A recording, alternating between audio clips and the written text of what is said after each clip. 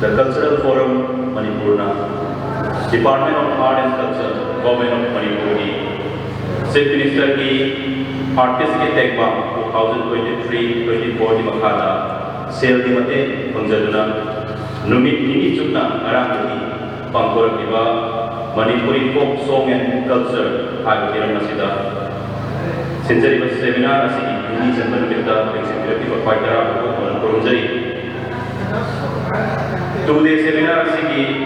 अनी सुबह academic session में कोई कौमी ताजा लोगों एकेडमिक सेशन असी की मॉडरेटर होइना हम लांग सेलेक्शन के बाद लोग ना मंगचरी काई नजरी का प्रोफेसर राजेंद्र तोइजांबा लेक्चर गैलेक्सी होइना paper reader Singh doctor K Meenaketan doctor L Anand Singh doctor P Leelavati Devi लोइना मोतम मरी डॉक्टर के मीनाकेतन मैतेना खुरुम इसई अमसुंग मणिपुरी साहित्य हाइबा तिरमसिदा जिला कोपिगनी डॉक्टर एल आनंद सिंह महात्मा मणिपुरी खुरुम इसईदा लोल की मसक हाइबा तिरमसिदा जिला कोपिगनी डॉक्टर पी लीलावती देवी महाकी टॉपिकना खुरुम इसई की मकल अमसुंग मसादर सिंह लोइना मोतम मरी की पेपर नाव हेन अमसुंग नावसुंग इसईदा मणिपुरी ना एक्शन दियसी काज नजरी को मॉडरेटर अमसुंग पेपर रीडर सिंह लेग्यान खुदो तबिनमा और उन्नति से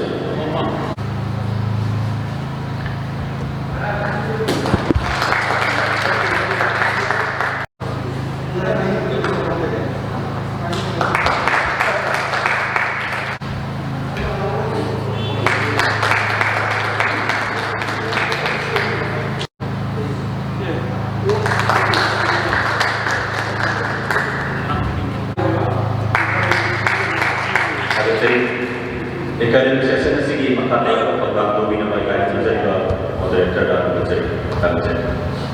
नशी अबे बड़ी कामता करो इसीने एक प्रोग्राम कल्चरल फोरम मणिपुर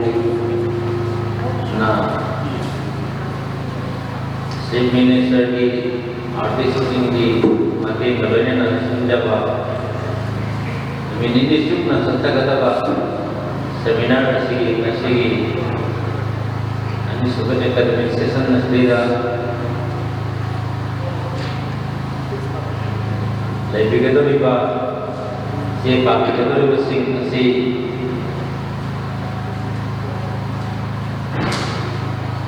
आन बदल खुरुम इसई अमसुंग मणिपुरी साहित्य हाइबा स्टेदा डॉक्टर के मीनाकेतन मैतेना जे नागपुरगनी आणि सुबह असे देदा मणिपुरी खुरुम इसई दलोल के मसक हाइदा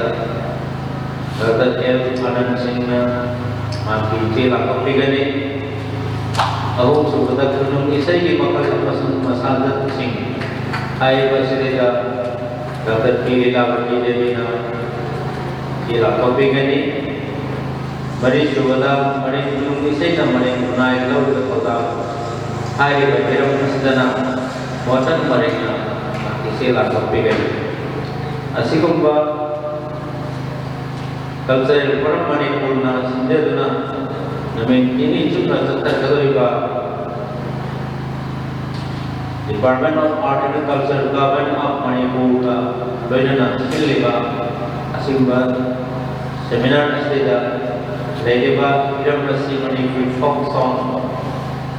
अमसुंग कल्चर हाइबा तिरमसदेदा तमाम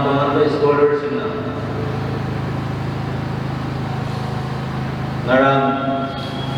नवेंबर कामतरा मना इसने बना देगी होना कोई खनन नहीं नबगी सेमिनार की हाँ सेशन से हो प्रबली औजिक मसीगी मिनस्टे कर लेगी बस ना अपनी सुबह एकेडमिक सेशन से लेजरी बस नसी औजिक सेमिनार से होना नंबर तो उधर सेमिनार से का से नाटक भी करते रहेगा स्कॉलर्स ना रेफरेटर्स ना एक कोई इसा ना नाटक भी करते रहेगा से अंदर nasi ki oina lairiba Manipuri folk song sub culture haiba iram nasiga mari leina ropi wasi singadu ai pai taragi makasu nasi gumba paper nasi yaure haina lagdara bani marabadna si nasi landopi matamda yamabada ini taraga mana lagi nak kulmau ke manungga baru ay bawa untuk amaga jesi masih orang kanan nena bagi discussion session na sudah dan maupun hana tetap berjalan na bagi namaka orang tahu sesi masih lantar rumah tamda kedona yang nena koina sudah jauh river reference sudah jauh river teman-teman ba bakalan mayam sana sadona ai berasu maruina baby dingi ba bebada tuna ai dingi ba kopi dingi ba tu madu tamak yang ate no na matun manunda rom han na kopiu paramaduna ai ki paper reader singna si lokal matanda si ki anung dijau di ba si na ini foto ini bahan, aku foto bahan. Yang tadi pada menunggu aku kini nih baca kita, hanya terlihat jadi. Minta mana lagi nak pun noman udah si aku kini nama ini jadi. Ahan waktu dah segi seminar segi, ahan session segi session ay morning session segi. Au circle lagi basi. Dr. K Minakadan meja ini, Dr. K Minakadan meja ini. Lah topik dari bacaan sih na. Menurut saya itu semua dipolisai saya kira masih Audi Dr. Kementerian Pendidikan. Ini sudah cetar keba culture from Manipuri folk song. Amasung culture ay bagian sila aku keba seminar sih ini sebenarnya ahan season ini. Moderated program yang sendiri ID Jago Hamid Kuda Komun Kunjali Wena Manggaling sendiri Jago Singh Amadi Barukoy Singh Wena Satra Singh Usu Kaipuna Jadi Nasi Seksana Sigi Ahan Baik Pak Jago Biba ID seminar topik belum isek masuk Manipur Sahaja hai sini. Lebih sih Malik sida teman-teman huruf kampung sing dari mengenai koi mereka huruf masalah koi jawab bahkan bukan naik untuk nama bisa saja hasil lagi wadi waktu masih berlangsung masih mereka isek apa ni harapkan mengajar awal sehingga pemahaman masih tanpa sehingga untuk berkomunikasi wahai yang benar lesi itu merupakan mengenai kepada fungsi tidak lebih mereka boleh apa kalau macam ini bisa diubah yang bukan yang sebenarnya kemudian kita dan boleh sekali mengajar boleh dan sesuai dengan huruf itu mudah hanya bahasa atau boleh menulis fungsi hadisi pokok yang sebenarnya Malik sida lagi masih mereka mempunyai mempunyai mereka koine yang awalnya sebenarnya anu yang subjek koine baru koine mereka punya tentang sehingga hanggulan mahirun kayak menjadi sida mereka foto hanya sehingga terkena lagi naik juga lagi miru grup mereka bukan naik tempat bersini bersini bersini ini Kalau sekian sana saya siawi masih logi kami fokusong hai sehingga mana nomor tersebut juga kami fokusong sih beserta pada pada sini kami fokusong hai sih grup kami manusia dari Indonesia di mereka ada dalam pengajar Hena bersama yang ada di bawah sini bersama juga tantangan yang masih seperti mengkoi diskusi sehingga hai kami Murda usul standard scenario for mythology and legend to the folk song of folk song comprised the poetry and music of the whole whose literature is perpetual not by writing and print but for oral tradition. Folk song hai si iduna leiyana tabda chinda ki makha karapa miro singa satka sandara kira sayeng amati music popular lo bisakni asuna folk song hai si sakana ba leiyana sayeng ni masakoina amati tanai na sayka sinana hai tamang ka thiba ki masakta lei amusu si akon ko fu ki dan ka su lei misak mi amati ki oiba tanai masakti ko ni folk song si folk ro hai ki dam si ki oiba ye ro ke su lei kada wang makai si hai ne baru du folk song hai si da makai ani hangslen amusu nan hangslen hai kai ko hangslen folk song ki manunda galal pai wak song game song, aduga nan hangslen folk song manunda love song, religious song, carol song, lemon, western song, children song ni. Amorong damu nandang sigi maming dayo nunol dayo folklorist ay sa pira sa pumasok natin iyan darang pangusay masakara pada makagasong ang kaya. Miyoy ka sa mga sanay ngayon na tamdagi utupaw at praktiki ka yawan at santunan ka laysara ka ba. Sophistication amati artificiality kana kalabas ka lagi wangka ay karoon sa mga sinto na sinta ba magkoy kasi ang feelings amasung emotion ato lagi boxer at photo ka characteristic expression ato lagi spontaneously isay mo at boxer at isay ato di box ang kaya na kaya nasi asum na kung isay masak takpo na ganyan na kung sige na kung isay sinasin na yan kasi ako bakal kung kung kaya ko na sudirap ni realistically number one realistic religious amasung sectarian high dichotomy isay Baina na atay jam ko isay masa-masa sinasanba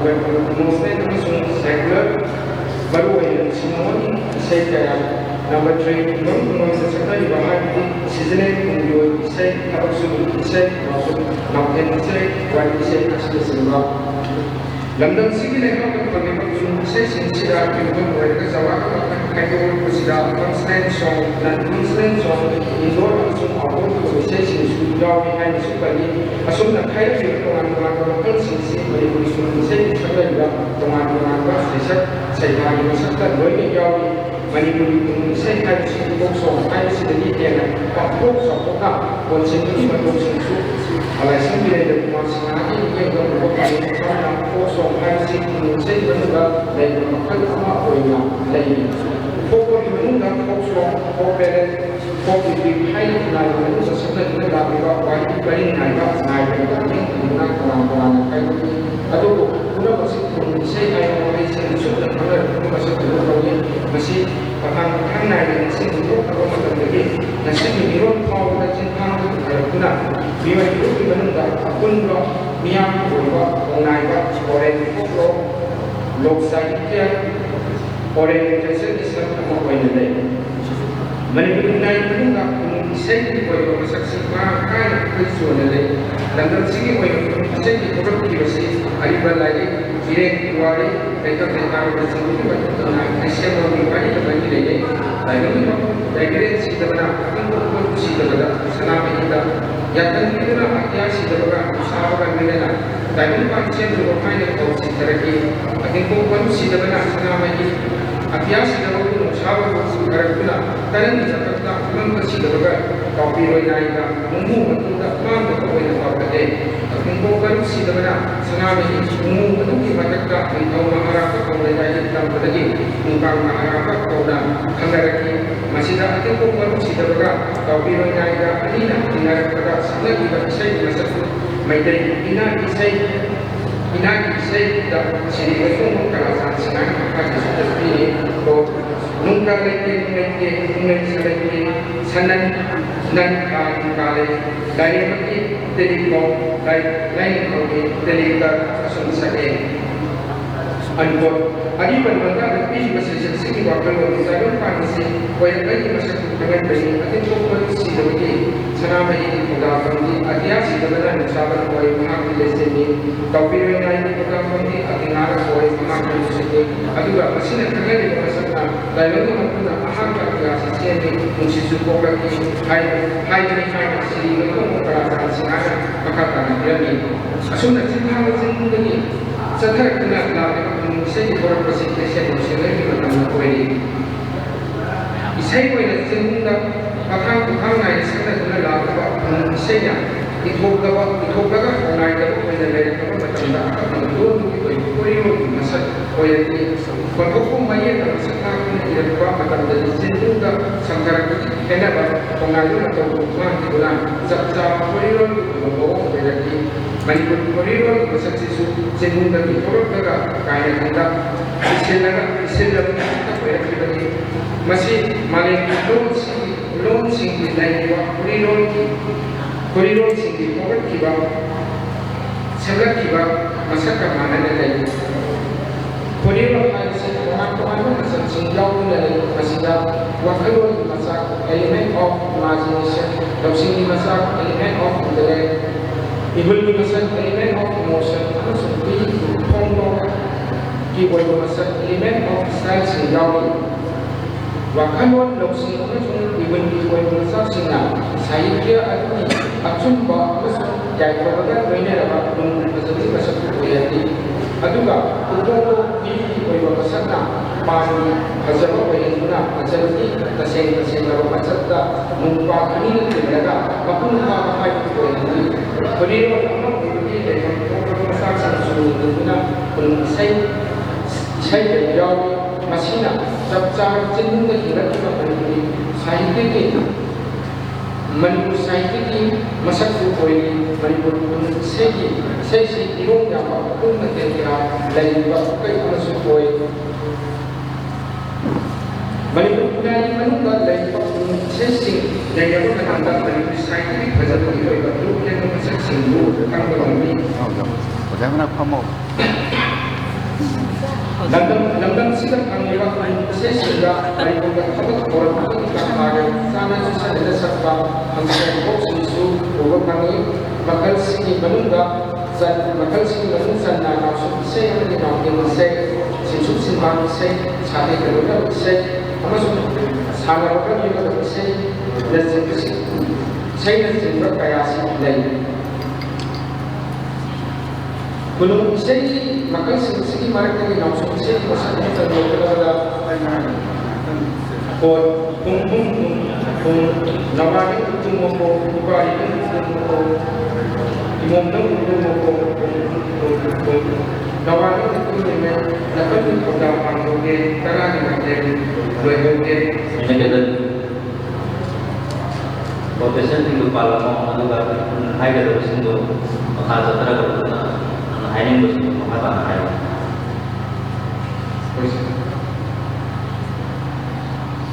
Sebenarnya lagi masih sesi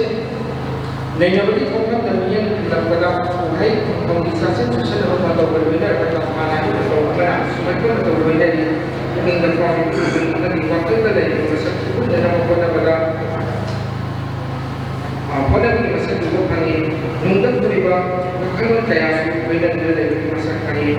asyik untuk masa kasih menipuri di mana itu saya wali masa wali sang novel sehingga atau wali drama sehingga itu selalu masih tadi orang apapun kalau masa jauh nak Korea itu sehingga dia pun kau kerja untuk ini waktu untuk menjadi sukses dari Korea dan saya nanti bangunlah untuk waktu sehingga untuk ini sudah Konsulen sehingga juga simpan pada saat itu saya sensuh boleh sakit berbeda saya sensuh boleh Jagoi साना साना सकप से मसक ओइना साथे कबुल इसे से उबो पगी मसी फोको नि मनुंगा folk song नि मखल ओइना लेबा dance song हाय बु माने ने ले कुनु इसे नि मनुंगा मखल इसे से लाइक राउ की और मा काय बु पगी उदा ओइना फोक तो पाकर की लाओ से सकत बा और को ने बा उदा कुनु बा या लाओ इसे kaya sindang ubah kami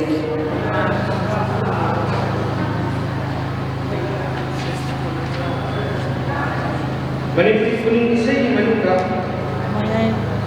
masalah kami na isay cancel ni masak sudah ni mapungo na ang sinasabi na sana isay masak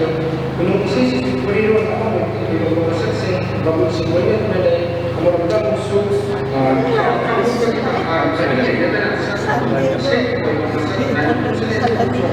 so parang kaya na rin kasi kung bakal sing manuka kung sino ko kasi siya dahil ito ay balay so yung isay siya na isay deklarasi isay sama kamu isay angan sing na sakla isay sila sa kasi jauh dari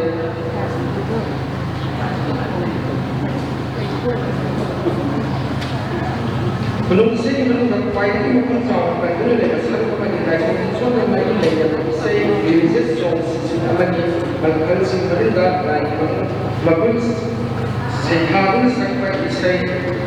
Takana yang lain, nasional pun nama lagu sektor, kau pada siapa kau dengan tempat kau di sini, lagu siapa lagi lagu isai asyik asyik jauh pun lagi, sejak sini malu lagi, yang kaya ni pun, yang kaya ni asyik kurang pun dapat lagi yang berjaya, kau siapa pun lagi kau inum kali yang kau orang kau pada sana cuma kau dari masih mana mana Mangang guru sesuai orang menggunakan bari timbul untuk kesehatan kaya sakit kasar mata yang nama bentuk ini ubah masih kaya kaya atau macam yang misalnya yang kaya yang benar bentuk kaya sering dan kamu kata dasing bermulai sebab itu kamu mengalami kaya tak ada penasa kesehatan sisa tadi lepas itu kamu itu kabar sistem dari sakit itu isai itu masak tidak pahit untuk tiba dan sebenarnya saya kalau betul sebenarnya kamu sudah dari sisa hasil dari koi beriset sejak dari dalam masak tahu dengan malaikat karena benar sehat untuk kami masih apa pun kalau ini apa naik di bawah masih periode yang lain masih sudah untuk kami masih Menurut saya saya pada sektor ini saya sektor itu pula apa periode acara itu periode saya itu yang lain juga makin dari saya di masa apa yang buat kamu sudah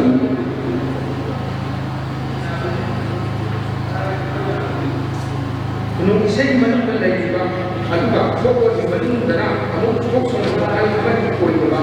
fokus pada masuk fokus di koi bola orang macam mana lagi dan koi lagi tu wajib apa isai lagi isai benar isai orang itu isai seksi lagi wajib apa seksi asal koi itu koi bola anda kalau masuk akar itu sesuatu yang benar Manipur masih menunda lagi wajib sabun apa isai seksi Dasar pilihan dari kuasa ini terpakai untuk tidak bagi jauh sekarang wali lima saya masih tahu semua atau dasar dari nomor merah seperti wali saya masih dah naik itu berbuat saya sudah benar benar wali saya menjadi wali ini juga boleh segala nomor tujuh konjung besar dan juga wali saya masih mahu dalam wali asal itu konjung dan wali level sendiri ada wali yang saya beberapa saksi sekarang dalam nilai kesehatan itu beberapa saksi sini menunda baik apa Manipur tidak betul orang pada yang tertuai yang mati bagi wali untuk di sini kaya bagi orang pulang pada mana beberapa ini itu pun macam senang kita masih musuh terlebih masih masih tunggu bulan lagi saya harus dengan masyarakat periwara di belakang kita hendak kita masyarakat yang berubah kami sudah yang menunjukkan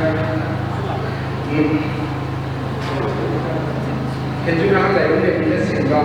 aneka masaksin na koridor pega dai singa masaksin ko kami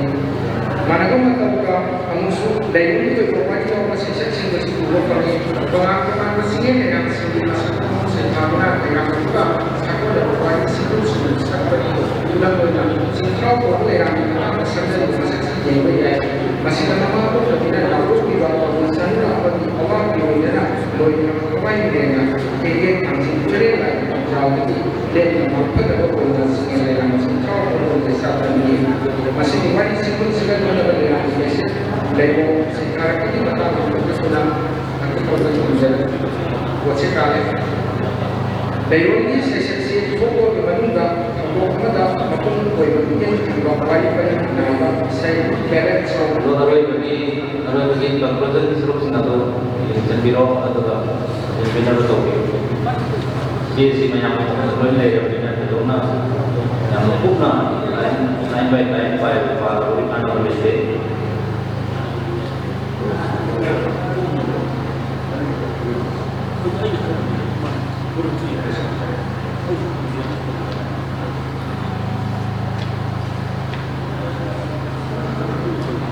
wali yang paling ada masa kita belajar bagaimana wali itu apa wali membaca Quran satu masakan dua dan siapa lagi bang awal berpandang dua dan awal coba dua yang penting dengan berapa atau aku ada proses yang dijawab pak jawab sini masa akan kaya proses jawab belum saya di bawah fokus di mana dapat di hanya sebenarnya masih di mana dia punya di wali sekarang orang orang sini masa berubah kakak sini aku ini sekarang jadi benefit masak dari sudah hasil orang pun masak dari itu masak dari asyik membawa orang kawin di sisi asyik sisi asyik benar ini dapat Indonesia bisa juga sisi persuka mensinari bahwa jadi sehingga zaman sinara aja agak untuk saya naik ke bulan betul beribu maka dari setiap bisa berkumpul ini lagi mungkin waktu itu mahal pun mereka dengan beribu mahal sih kali asal menunggu masak mungkin atau hanya itu atau karena itu atau karena di mulai awal pada sebagai fungsi beribu mahal ya wahai bersama dengan apa masih tidak masih tidak karena itu bermasalah kayak sekarang orang pandang koi bahkan cuma bermain di hari hari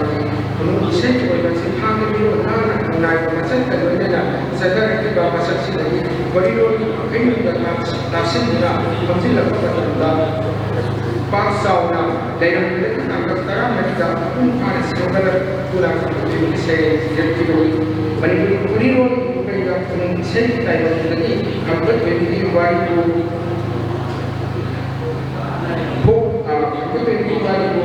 Mahakami ala dinari itu kau yang sembah dalam kau itu kamu kau yang lejar lagi hajar besar lagi legar lagi hajar besar lagi masalah kau yang Malaysia lagi kau yang sini mereka pasal macam kau yang mengaku sih kita sini sesuatu dengan apa saya sini lagi Malaysia naik mana nanti itu sukai suatu saya sini lagi macam apa lagi kamu dari mana dari saya sini lagi banyak sekali koridor sudah lagi sunnah misalnya ada yang naik poin yang sama seperti apa koridor ada yang mau naik untuk berbeda banyak sekali koridor lagi satu lagi menurut koridor misalnya naik pengaruh pada kaya semua dari pendidikan dalam koridor kami cuba kata apa di kanan itu kalau bersaksi saya sebenarnya sudah dari kanan sini kami mengalami gunung saya itu koridor di mana mana itu saja sahaja dan dari mana berjalan dulu bisa tahu apa mereka bisa naik dari masa lain itu nasi memiliki tadi koridor naik ini saya boleh kanan itu saksi mana saya sudah mengalami amsu memiliki Indonesia sudah dengan saya bisa kerja sudah naik ꯈꯨꯠꯂꯥꯏ musical ꯏꯟꯁꯇ꯭ꯔꯨꯃꯦꯟꯅꯆꯤꯡꯕ ꯌꯥꯎꯕꯅ ꯍꯦꯟꯅ ꯄꯥꯝꯅꯍꯟꯕ ꯉꯝꯃꯤ ꯈꯨꯅꯨꯡ ꯏꯁꯩꯁꯤꯡꯁꯤꯗ ꯆꯤꯟꯗꯨꯗ ꯏꯗꯨꯅ ꯃꯤꯑꯣꯏ ꯀꯌꯥ ꯂꯥꯟꯅ ꯍꯟꯊꯔꯛꯄꯒꯤ ꯁꯦꯝꯗꯣꯛ ꯁꯥꯗꯣꯛ ꯍꯥꯞꯇꯣꯛ ꯍꯥꯞꯆꯤꯟꯅꯆꯤꯡꯕ ꯀꯌꯥ ꯇꯧꯔꯛꯄꯒꯤ ꯀꯥꯡꯊꯣꯛ ꯁꯦꯡꯗꯣꯛꯄ ꯈꯣꯏꯅ ꯃꯆꯦꯠ ꯃꯥꯟꯅꯥꯏꯕ ꯃꯁꯛ ꯑꯣꯏꯕ ꯉꯝꯕꯒꯤ ꯃꯒꯨꯟꯁꯨ ꯂꯣꯏꯅꯔꯤ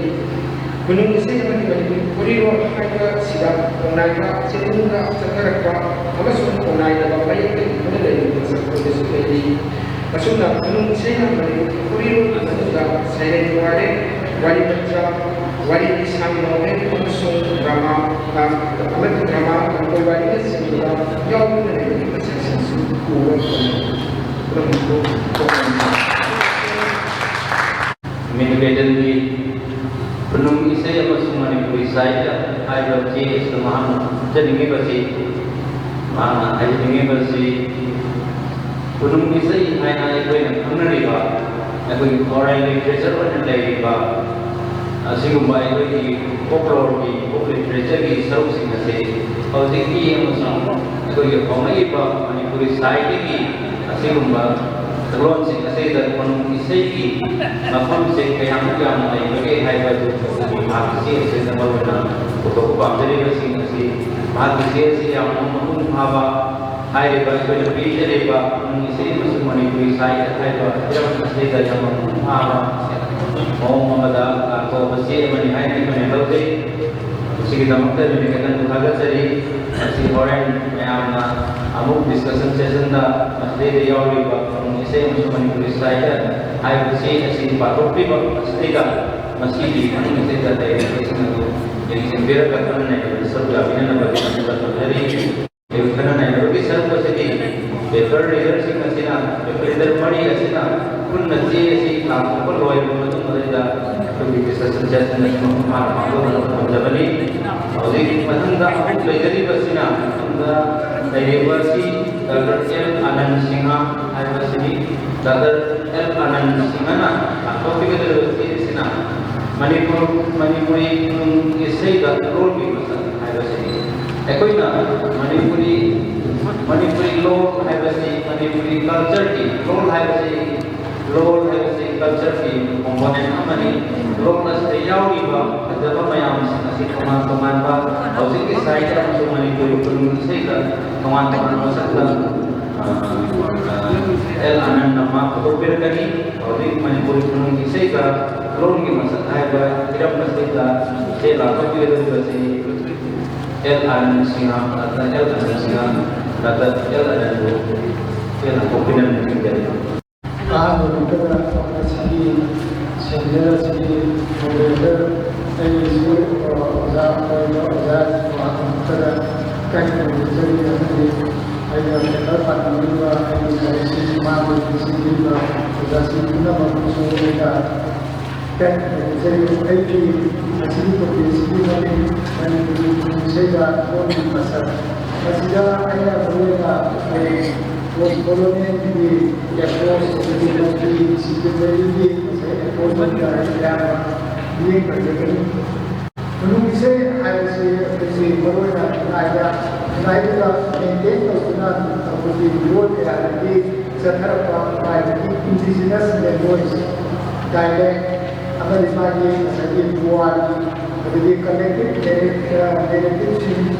cultural identity, cultural heritage, suddenly experience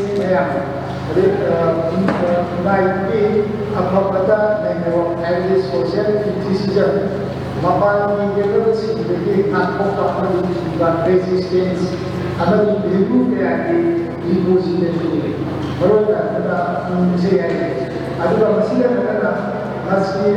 cultural knowledge system kunci mahimmi survival issue adadagi hakkin dana kuna pangko university high practice adadagi naksiyana safeguard amasung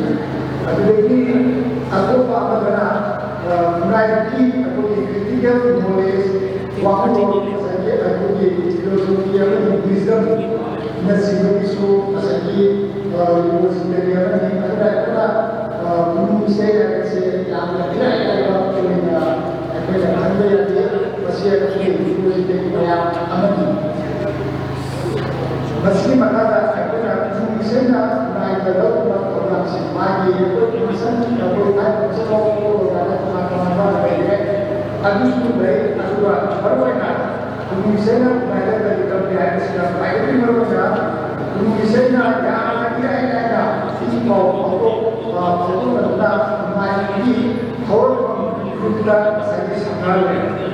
mission का ऐसा और गुप्ता हार्ट टू हार्ट सही संभाल अगर ये मामले kalau sempat sana sanggup bagi marketing buat untuk apa masih nak bagi aku bagi masa kini apa mana aku di sana ni aku dah kamu yang awal masa itu bisa ada ni aku nak boleh ini sendiri nampak nak bagi marketing baru mulai aku di bisa buat aku bagi kantor aku selain dia aku bagi kantor media design इशारी का आसन बिना जब कोई अपनी वाली अपनी negative क्या सीधे अपना अनु को जाओ अपनी मई की को कोई इशारी का बैबाग की जाओ ना मई की जे अपने इशारी का माइकी मरो इबा सही बहुत लो इबा कुल्लमनी कुनाई की मरक का मानवता लेगमा लो अपनी सेंस ऑफ यूनिटी अमदी कलेक्टिव आइडेंटिटी अमा पुसिला कुनाई की प्रोग्राम से कना लवी आलो मतंगा सही फोक्स होगा लवी Kita punya, aku dah naik harau dah, aku ni dia mah, aku ni adalah dia jadi kuasa menjadi sesuatu aku dah tarik ke mana, aku masih berada, naik tu dah, aku kira ada semua akhirnya punya, aku ni mempunyai kalau ni dia mau dah punya dari mana semua dah saja aku ni kuasa menjadi sesuatu apa dia mau dah sesuatu itu ni. Ada dia aku nak ali was like ali was newspaper je like ni aku dia matam apa dia aku dia dari matam tu aku dia belum misalnya ali was like aku dia sebab dia nak jangan tahu dia nak saya sebab kami ada mana lagi ada su kamali ada su ali kampuna saya kamali kami masih aku dia misalnya ada dia di kota ni printed media like masih like newspaper tu ada lagi marginalized communities di Malaysia aku dia Malaysia social justice ada lagi political oppression ada lagi economic inequality dan sebab aku korban Malaysia bagi dia aman bersih di Mayota Lawa ada lagi aman bersih di Malaysia Malaysia aku dia project lagi tu dia ada Malaysia misalnya tu ada aku misalnya metaphor ada important language amadi symbolism kaya sebenarnya social transformation masih kita kadang ni pada di lengan di mayu kai sehari ada kita kemudian language ini metaphor ini symbolism ini ada social transformation orang bangsa mana yang seorang apa bagi tapi lagi masih ada orang di cultural influence amadi dominant ideology imposition atau pada bagi aktif resistance ini kerana jadi aku di Indonesia tahu masih mengenai adumat singgung masa di Singapura lagi imposition ini apa sih maka aku nak Indonesia aduna Manipuri Indonesia ni loan apa di masih wat di Malaysia itu apa yang berjalan Indonesia ni loan naik apa saya kuai ni juga boleh distribusi loan naik lagi sini Malaysia Indonesia si aku di sempat juga satu boleh yang lain sebab dia satu dia aduh Indonesia ini waktu kali hari dulu aku di kampung jadi arai lagi Indonesia ini masih di aku di arai lagi Indonesia masih ada permasalahan dari bawah ada di dunia tambah metaphor boleh dengan symbolism categorical kayak sini lain dinon kayak jauh bisa tahu ada words ini masih bisa tahu ada lagi interpretation tahu multi concept multi idea multi sense multi thought kayak sabun ada lagi quality of culture wahan coba wahai kayak etimology ada wahai juga orang makiba kau kayak jauh अरीब मतमदगी एंखांग कयादा होगतिबा पुवारी history की नाट culture की line की रिविजन की फिलोसफी की इसके लक्षणा वाई कया की वाहन को कसु होगती मान की मुड की कामर की अदुना अगोना मशीनी संसंबो अगोई कलासान शास्त्रीय बगी नितोंजम हेल्थ सब्जेक्ट की अगोई मणिपुर की हिस्ट्री ऑफ मणिपुरी लिटरेचर का याना हिस्टोरी के इवेंट अमा मकोय ने याना फसरत की आदि मणिपुर की फाइनली खावा नबा अगोई अरीबा साहित्य से आयाबा मतलब मिसर की अरीबा से जिंदप कोई अदु मकोय ने मंगा आइबा कमे मकोय ने दायका तुया इन हाट की हिंदू लाइन लव की मधुकी दिखुची जे लोना मसाजी मागरे आइना डिस्ट्रिक्ट के इवेंट से मसिबु यान सीरियस बना लाइक एनिमल सीरियस का ई अदुगा अदुगा पुलिसलोन की मसाजी मतान से उनकी शेष के कोइना एग्जांपल को लेकर मसाजी नहीं लाइक एनिमल सीरियस अदुना आई कोई मणिपुरी से अनि मतलब ओ मेरा पर सरकार मैंने से के यार मतलब अखोई अमान की सेना आया मैंने जब से इमाम की जुमो सायद की पुजारी ये भी सजिलोय नंगा है सावरा जान भारगा इमान की खजी का हो से मसीही अखोई अमान की पोषण से बिल्डिंग करिनो अथवा वाइस से कमाई से लगे है से मसी ऐना मणिपुरी की से कुछ बाइबा जैसे मागी पेज 106 के लोगों चलनी हाई का मिसेज का परे कुछ से ना सेटल करे का सही साइड अदुगा अनिस बाबू हम सुबह परे अगर का कोई का सही राजी होगा ईडी या ना kasih berita apa materi aku mana dia aku ini pada ini asalnya ini anak aku suruh dia marker saya hapus maksudnya aku nak tak jadi aku ni imaj ibu mana yang mesti nak ayam ada iman dan ini kasih kamu bisa ditolong Hydrology sudah aku ni nunggu ba hamboy ba ibu ba karin ba lamna bagi mau aku ni sana ada saya awal saya sini iwan bukti kalau ada macam saya ke mana macam mama itu juga masasi aduh masasi kalau mama sini nikau usia saya apa ni nikau ini aku ni binai korone saya ni hai na saya sini saya juga hai saya sini aku ni anak ni fokus sini Usai sejauh ini masih beda punya punya saya aku ni saya ada di mungkin tahu di ini bagi kolonial punya saya ada di mana di binai simbol punya sini saya tidak pun beri aduh mama na masalah hai nanda sahaja mata jadi nama aina natu ini sudah masih nama hai ini nasa agar ini nasa apa tadi mata tadi jangan dulu hai kan mai ikwa yang nak powerful statement apa ni aku nak kasi kamu punya anak itu sangat aku di peri dia tu aku di semara membuat aduh kasi kamu bisa ni kita saja berikan saya ada di mana idea ada lagi bagi aku di keset banyak apa lagi ada sudah bagi interpretation apa ni contextual masalah analysis tak अगली मकाला अगर colony की मधक्का racist तोबा high बगी link तंबगी की colonising mindset अमगी युवा शेय मसिदर colonising mindset की युवा मसले हुई अगर मसिदी सेंसिटिव पार्टनर कनाडा कभी आमान जितना अगर मकाला apa yang bercakap sum sana kini apa hobi kini macam lain apa kini lain kini meminta sungai apa kau sungai lagi meminta inam kau inam apa jadi ipang jadi kini insan saraki macam apa cakap lain apa kanuga iron masalah kini meroi kai lomba lobi kai दक्षिणा कया तौरई अवांगलोंगी इनेना रुपा अमा तौरई मखारोंगी इनेना मखाय अमा तौरई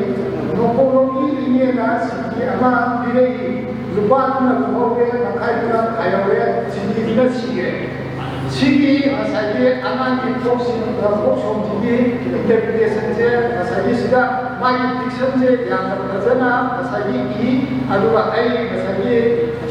Dickson जिगी जगह से आई मसे काथों से के मसीदा अदुगा परी जमात सबिन अबो सेलबन करे असाइ अदुगा इंग्लिश तो में अमा मसीदे का मारा सीजन है वाइजे टिकेट का इंग्लिश तो में अमा अदुगा मसीदा अकोगी माइग्रेसी डायरेक्शन से यामना अकोगी थिंजुरा माना सगी ताई अदुदगी ऐना सोरा पपाई हाइजरके अगोइदगी पने अबुमा सिदा तुना हाइवेसी पपुमैना हौरे अमदी लुक खाई सी हाइबन सिंबसिना हंसिनदे वाहिगी अहोकुदा अमदी लोइदाबा मानारुना अवा मखान मुखोकी इनिसिना पिरपा युबादुना लुकिबा मखाइना खाइबा सिकिना सिकिबा पुनमा फोर्मिया कोनी फोर्मुला पीएलसी स्टाइल असैनि फोंगोई इसेसिदा लबी मागी डिरेक्शन दक्षिणागी खुसी मागी चा अमा मागी सेगा पुनी स्टाइल अमदी डिरेक्शनदा एजुकेशन अदगी रिसोर्सेस सेटिया यूनिवर्सना सिंबा पाइदगी हजबा मोंग अमदा हातुना सिंबन सागली मसीये कोगी दैनाबा एनालाइसिस दा इसेसिदा अतमना सिंबा किली अमा लाइ अमा सोमाराबा अदगी इपाम इरोनबा लोबा लोबी जोंजा अदु इपाम इनम्बा इने वाइस सिटी मेटाफोरिकल सिम्बोलिक कोटे लैंग्वेज करी मोहाइसे मसीदे आइना स्पेशल लेवल से कल्चरली किजे आइसे उबी मोड सिंबा कंदो कोरागनी असिगे कोना मैतेगी लाइनिंग नाकी लहु हिंदुना सिंखिबदुनी लौबे असाइगे कोइना किगे मोड सिंबाइजे मैतेगी लाइनिंग नो कनान मोड सिंबा हिंदुना मोड सिंखिबदुनी लौबे किगे मतता लाइन अमा कोबली हाइबदी वाइगी मतता लुचिंबा मकोक अमा लाइन लई अगी लाइन कनानो निथवाइने अदुगा लाइन निथो अदुगी मबिंगी सोंगा राबा कोई हाइगी चोंगा लाइन अमदगे अमदम चोंगा अदमाइना लापा मसागी सिंबोलिक कोइना लाइन ना चोंगा ओना लापा निथो हाइगी अदगी चोंगा राबा अदुगी ममी अमुका मसाई चोंगा राबा अमुका अदमा अमुना इनमगा बागनी माना इनम कोई अदुगा थिंबुना अतमना ताबा सिना जंगसिलक्वा मिथो मिरान हाइबनी नाकोनेना मयुम पालापा ओंगलक्वा इनमा अकोगी सिटी अकोगी लंबी अकोगी अकोगी मौ ओंगलक्वा मसकी लाइनिंगा संदर्भनी इरोनबा से सिंबोलिक होना कल्चर रिलीजन लैंग्वेज अदगी वैल्यूज मयाम से एसिमिलेटेड तौरगा अकोगी थोसिनदुना अकोगी सेमलपा असिंबो मसक खांगफम खांग्रबा हाइब्रिडाइज ओइबा मैतेगी खुनाइगा सांगदरने आइकोना एसिमिलेशन तौबा नकला कंपाउंडिंग तौरगा नकला माइसका कदाइदना मसागी मोरम यावी कदाइदना आलू यावी कदाइदना सी यावी आइसे एसिमिलेट तौरगा अदु हाइब्रिडाइज तौरगी पुथोको ngam अदुमाइना मसागी माना इनोबा मसागी मसिदा सांगदरनी मथक्ता पाबा युसाका लैनुदा पाबा अदुगा इनोबा हाइबदी हिंदुगा मैतेगा अनिगे हाइब्रिडाइज ओइबा प्रमाणतनी लोबा का अतई मरोन थाकना लोबा थाबा हाइसमा पार्टिकुलर ना करिबता लोबा सीजन नहीं वाजे लोबा जो मरोन स्पाइस सीजी मसिया कोना अना नादा बिजबदा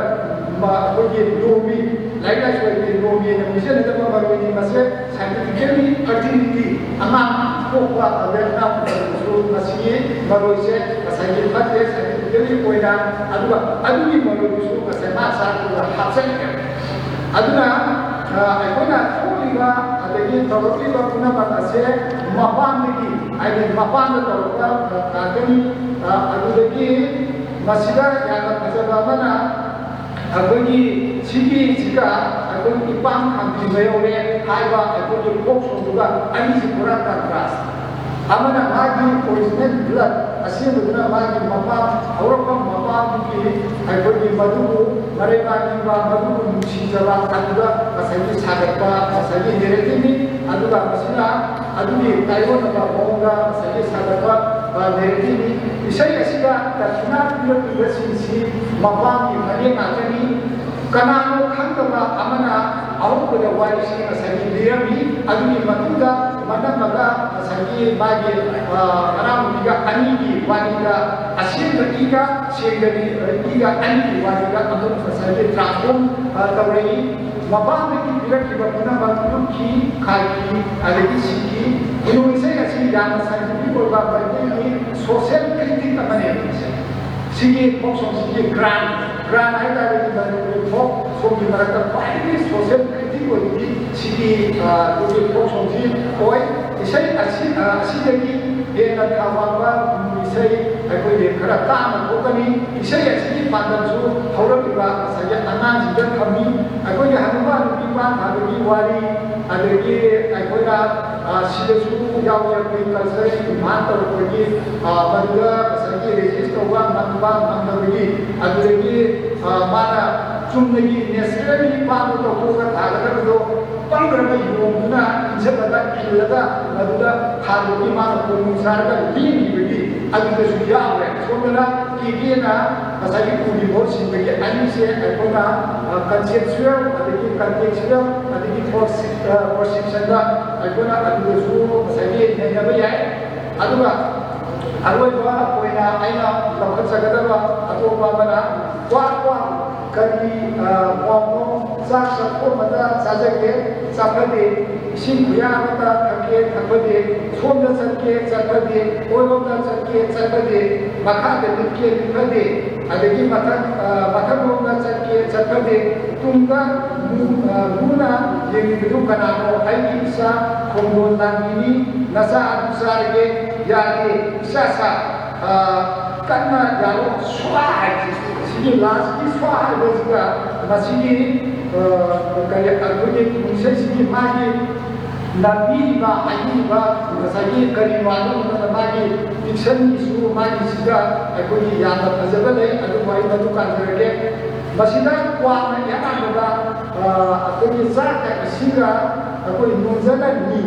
अदुदा दुबिसिना याते मीन्स रेजिस्ट तौरी मसागी माया रेजिस्टेंस पी अदुदगी मथंदा लमकी मफम खन खनना हाईवे मदुदसु नुपी असिना याते अरोबदगी क्वाना सिनदुना वाम कोइना अंगली तुंगा मुने जिंगु कना मदुदसु नाचुबा नुपी से करीबदा नाचुबा पावदना भूमि मागी मसा कोंदो नामिनेर भूमि मदु एक तामनी क्वाना नसा तुसार जाना एकेट तोवे मसीदसु ममा आसे सेकेंड्स तोई मा पाखते मसा सिंगी अपुंबगी पांगल एग्री मसिदा कलेक्टिव फोर्स कलेक्टिव आइडेंटिटी मा सिगी ममा सिना सागले मसा सिगा मसागी पुजलगा अदुगा क्वाका लांजे मसीनी अखोगे सिदसु यामना फजबा अमा यावसे ममा असि हल्लगा सेंदे अदगी पक्कुसु नोंदे अदुना मसागे हौबदगिना दुवा फावदा निबी असिना अखोगे नाचुबा अमता कोकना येनबा थेंगै सिगी मागी अखोगे कंटेक्चुअल माना विजुअलाइज तौबा अदुदगी माना अखोगे कंसेप्चुअल पीबा सिगी मागी इंटरप्रिटेशन से अदुदगी एकोना वाना आहान दोना मसागी साक सिगा मोजलन नि दुदसु मसागी माना रेजिस्ट तौग्रे थिग्रे अतै दसु माना अमाका मसागी हामेन दि लिसन बयानी हौजिकी सिंसिना कई तबनी नया कोसलकने हम कोसलकने आलायगा मागी अबोनी देते आलायगा Congress present to go to be when discussion the soil pangagani ꯍꯣꯏ ꯖꯥꯠ ꯂꯣꯏꯁꯤꯟꯖꯔꯦ question bin na to biro ꯃꯁꯤꯗꯒꯤ ꯑꯩꯈꯣꯏꯅ ꯋꯥꯅ ꯃꯆꯥꯗꯨ ꯉꯁꯥꯏꯒꯤ ꯆꯥꯏꯔꯒ ꯃꯥꯒꯤ ꯆꯦꯂꯦꯟꯖ ꯇꯧꯔꯦ ꯑꯗꯒꯤ ꯀꯂꯦꯛꯇꯤꯚ ꯐꯣꯔꯁ ꯑꯃ ꯃꯥꯅ ꯁꯤꯖꯤꯟꯅꯔꯤꯁꯤꯗ ꯋꯥ ꯑꯁꯤꯒꯤ ꯃꯦꯇꯥꯐꯣꯔꯤꯀꯦꯜ ꯑꯣꯏꯅ ꯃꯌꯥꯝꯒ ꯉꯁꯥꯏꯒꯤ ꯆꯥꯡꯗꯝꯅꯩ ꯏꯁꯩꯁꯤꯒꯤ ꯍꯤꯟꯗꯤ ꯑꯣꯏꯕ ꯋꯥꯟ ꯊꯣꯛꯀꯤ ꯂꯥꯏꯅꯤꯡꯕ ꯂꯝ ꯑꯣꯏꯕ ꯆꯥꯃꯤ ꯊꯤꯡꯗꯨꯅ ꯃꯥꯏꯄꯨ ꯄꯨꯛꯇꯨꯅ ꯀꯣꯂꯣꯅꯤꯌꯦꯜ ꯃꯥꯔꯆ ꯃꯁꯤ ꯑꯩꯈꯣꯏꯅ ꯀꯣꯂꯣꯅꯤꯌꯦꯜ ꯃꯥꯔꯆ ꯀꯧꯏ ꯄꯣꯁ ꯀꯣꯂꯣꯅꯤꯌꯦꯜꯒꯤ ꯑꯣꯏꯅ ꯀꯣꯂꯣꯅꯤꯌꯦꯜ ꯃꯥꯔꯆ ꯎꯠꯄꯒ ꯂꯝꯗꯝꯁꯤꯗ ꯂꯥꯛꯏꯕ ꯃꯤꯐꯝ ꯃꯤꯔꯥꯟꯁꯥꯁꯤꯡꯗꯒꯤ ꯔꯦꯖꯤꯁ ꯇꯧꯕꯅꯤ ꯆꯦꯂꯦꯟꯖ ꯇꯧꯕꯅꯤ ꯃꯁꯤꯁꯤꯗ ꯑꯗꯨꯒ ꯑꯩꯈꯣꯏꯅ ꯃꯁꯤꯁꯨ ꯃꯥꯒꯤ ꯉꯁꯥꯏꯒꯤ ꯀꯟꯁꯦꯞ ꯑꯃ ꯉꯁꯥꯏ ꯂꯩꯔꯦ ꯑꯗꯨ ꯈ꯭ꯋꯥꯏꯗꯒꯤ ꯃꯔꯨꯑꯣꯏꯕꯗꯤ ꯑꯁꯨꯃꯥꯏꯅ ꯑꯩꯈꯣꯏꯅ ꯃꯇꯤꯛ ꯂꯩꯔꯤ ꯀ꯭ꯔꯤꯇꯤꯀꯦꯜ ꯊꯤꯡꯀꯤꯡ ꯂꯩꯔꯤ ꯂꯨꯆꯤꯡꯒꯤ ꯃꯃꯥꯡ ꯑꯃꯗꯤ ꯄꯥꯎꯖꯦꯜ ꯃꯁꯤꯒꯤ ꯁꯤꯗ ꯄꯤ ꯃꯁꯤꯅ ꯍꯪꯒꯥꯝꯕꯅ ꯀꯩꯅꯥꯕ ꯌꯨꯝꯗ ꯂꯧ ꯃꯄꯨ ꯇꯥꯟꯕ ꯐꯝꯕ ꯆꯠꯂꯒ ꯄꯤꯛꯄ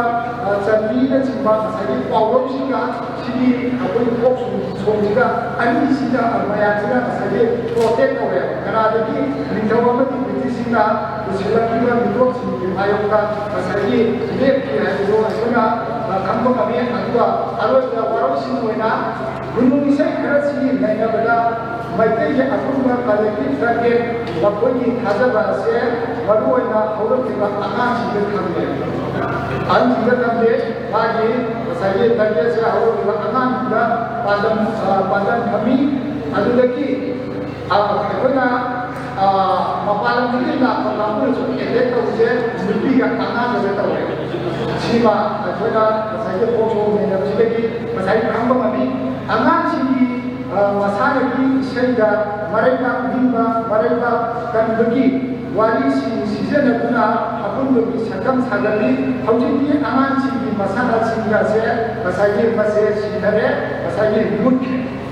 ꯅꯣꯡꯄꯣꯛ ꯑꯃꯗꯤ ꯅꯣꯡꯆꯨꯞꯀꯤ ꯀꯣꯂꯣꯅꯤꯌꯦꯜ ꯁꯣꯛ ꯀꯜꯆꯔꯗ ꯌꯨꯝꯐꯝ ꯑꯣꯏꯗꯨꯅ ꯇꯤꯚꯤ ꯆꯦꯅꯦꯜ ꯑꯃꯗꯤ ꯏꯪꯂꯤꯁ ꯁ꯭ꯀꯨꯜꯒꯤ ꯑꯩꯈꯣꯏꯒꯤ ꯅꯨꯄꯤꯒꯤ ꯏꯁꯩꯁꯤꯡꯁꯤꯗ ꯉꯁꯥꯏꯒꯤ ꯑꯉꯥꯡꯁꯤꯡꯁꯦ ꯉꯁꯥꯏ ꯍꯤꯞꯅꯣꯇꯥꯏꯖ ꯇꯧꯕ ꯅꯠꯇ꯭ꯔꯒ ꯕ꯭ꯔꯦꯟꯗꯣ ꯉꯁꯥꯏ ꯗꯥꯏꯚꯔꯠ ꯇꯧꯔꯒ ꯉꯁꯥꯏꯒꯤ ꯆꯠꯈ꯭ꯔꯦ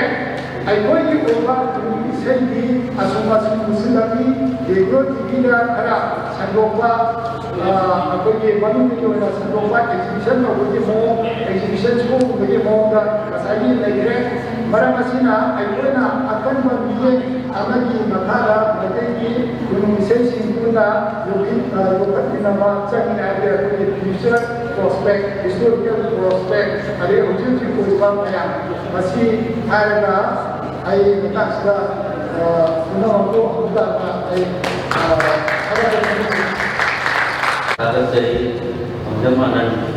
ꯃꯥꯒꯤ ꯆꯦꯁꯤ ꯃꯅꯤꯄꯨꯔꯤ ꯈꯨꯅꯨꯡ ꯏꯁꯩꯅ ꯃꯅꯤꯄꯨꯔꯤ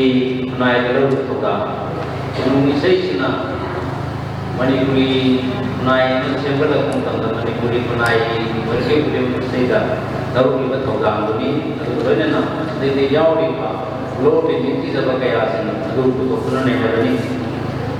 ꯗꯥꯛꯇꯔ ꯑꯅꯟꯕꯤ ꯆꯦ ꯑꯁꯤ ꯌꯥꯝꯅ ꯐꯖꯔꯕ ꯃꯄꯨꯡ ꯐꯥꯔꯕ ꯑꯃꯅꯤ ꯍꯥꯏꯅ ꯑꯩꯈꯣꯏꯅ ꯂꯧꯒꯅꯤ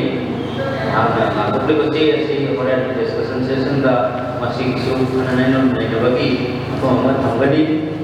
तसेंबदी खनुंग इसे हाई बेसदे यावरबिमा मागी कैरेक्टरिस्टिक्स मसादसिंग असी तोंगान बमने मसदैदा अखोइना मंत्र जंत्र नत्रगना लाइरोन नत्रगना लाइस्टोन लेरिबा वाहीगी पुंबा लेबो मयाम असी मसी लोइना मसिंग असी खनुंग इसे नि हाइना लौबदा खरा सुबदा मतांग यावदो नदे इसे हाइबे यावदो मागी रिदमिक ओइबा सरुसिंग असी यावरगा कम्युनिटी दुना all community दुना मतम तरिमो तिरने जाना दुला बा दुबा group ओइना नत्रगना group performance नतबा लनाई के ओइना सिंग लेबा नत्रगना जाति के एक्सेप्ट और बजारा दुबा खनुंग इसे की मतलब सिंग से मतम की मतुंगिना इतिहास के थोको अजेगी बातों लातों के थोको the congregate was samagi yawl sing matungina khunung isai sarwan sing asi tongan tongan pol padi hai adubu ekoina wahai koina laisor koina adan prowa koina koina sin lai wa or literature ki sab pun maksud masih khunung isai ne koina padi hai aduna hai sing se asi hora nei kana nei nama tangda arang lagi pak si so sing masuk para ko pangi aduna asi ko masih na te ko na lokat chali ba si kono isai hai ba ai ko ida lai ba foreign literature or literature ka su material diyaw ko kono isai ki agi masadan ama asina Manipuri culture ta kali ko madani ko na nei na ka di ba so ki na ta pa ko te ba seminar sa ki pan na de aduna udu matang lai deri ba sina matang lai deri ba sina Dr. P. Leelawati Devi Dr. P. Leelawati Devi kunung isai ki makal masuk masadan si aywas kunung isai ki makal kaya baik kunung isai si makal mana ni lah bayar hai yang sanadu Dr. Leelawati nama kisi sesuatu kurbi gani aduga masih ki masadan hai mai characteristics si kara soil le masih characteristics si apa yang lain boleh di apa yang tangga boleh di tinggal masih apa yang tangga boleh tu yang mana kali masih mahal isi dah Dr. Leelawati nama hati kunung isai makal masuk masadan si hai isi sesuatu nak kubur kani lalu jadi Bujik Dr. Leelawati si nak pinar si dari tahu tadi si lain juga si dulu itu si dunia orang juga si nasi itu line between line bar mana tahu si nak ngomong cuma karena lain juga si hai ini baru betul cuma lakukan pinar nama si dari Han pada pada studi pendidikan story konon kerja pada pemasida dan pendidikan pada punna makusu orang di konon kerja. ID paper asi konon isai makal amasung masajasi. Masida aina konon isai karino haiba makanzare anisubata makal sing kanzare ahum subata masajat sing karamna masajat sing ki matang sida aina isai sakmi ama yautei kunung isai atau karamna mana jadi ba matang sida adi mana makal kaidora ko matang sida tuna ina ba do aludi matang karadari masajat sing mo ya utana ko na zara isai sakmi magaluya अहंबा वहाउदो बया भारत की अवाम नोंबोक सिदाइदा तोमथिल नालिबा Manipur copy अपिकपल लमदम असि चिंगलोल मापलना कोइशिंदना लैबा सना पुना बदलनना जगोई इसैली लमदसु मालेम सिन थुंगना ममिंग जई अमसु कला संस्कृति की मचाक मरल कयाना पुकई shown लै येनहोमेदगी होना मसागी ओइबा ना चनबी सेक्सिना ngakuna lakli lamdam asida nakki oiba jagoi isaising asina lamdam sibu masak takpada yamna chawaba thodang lawi masida natana yenhomwedagi leiraknaba phunung isainasu lamdam sibu masak takpada amadi inak kanbada achoba thodang lawi khunung isai haibasi oral literature ki saklon amadi masida lamdam asini संस्कृति की चावरवा mummy तारी मरम असिना खुनुंग इसै नैनबा हाइबसी यामनमक मथौ ताई हाइना खंजे खुनुंग इसै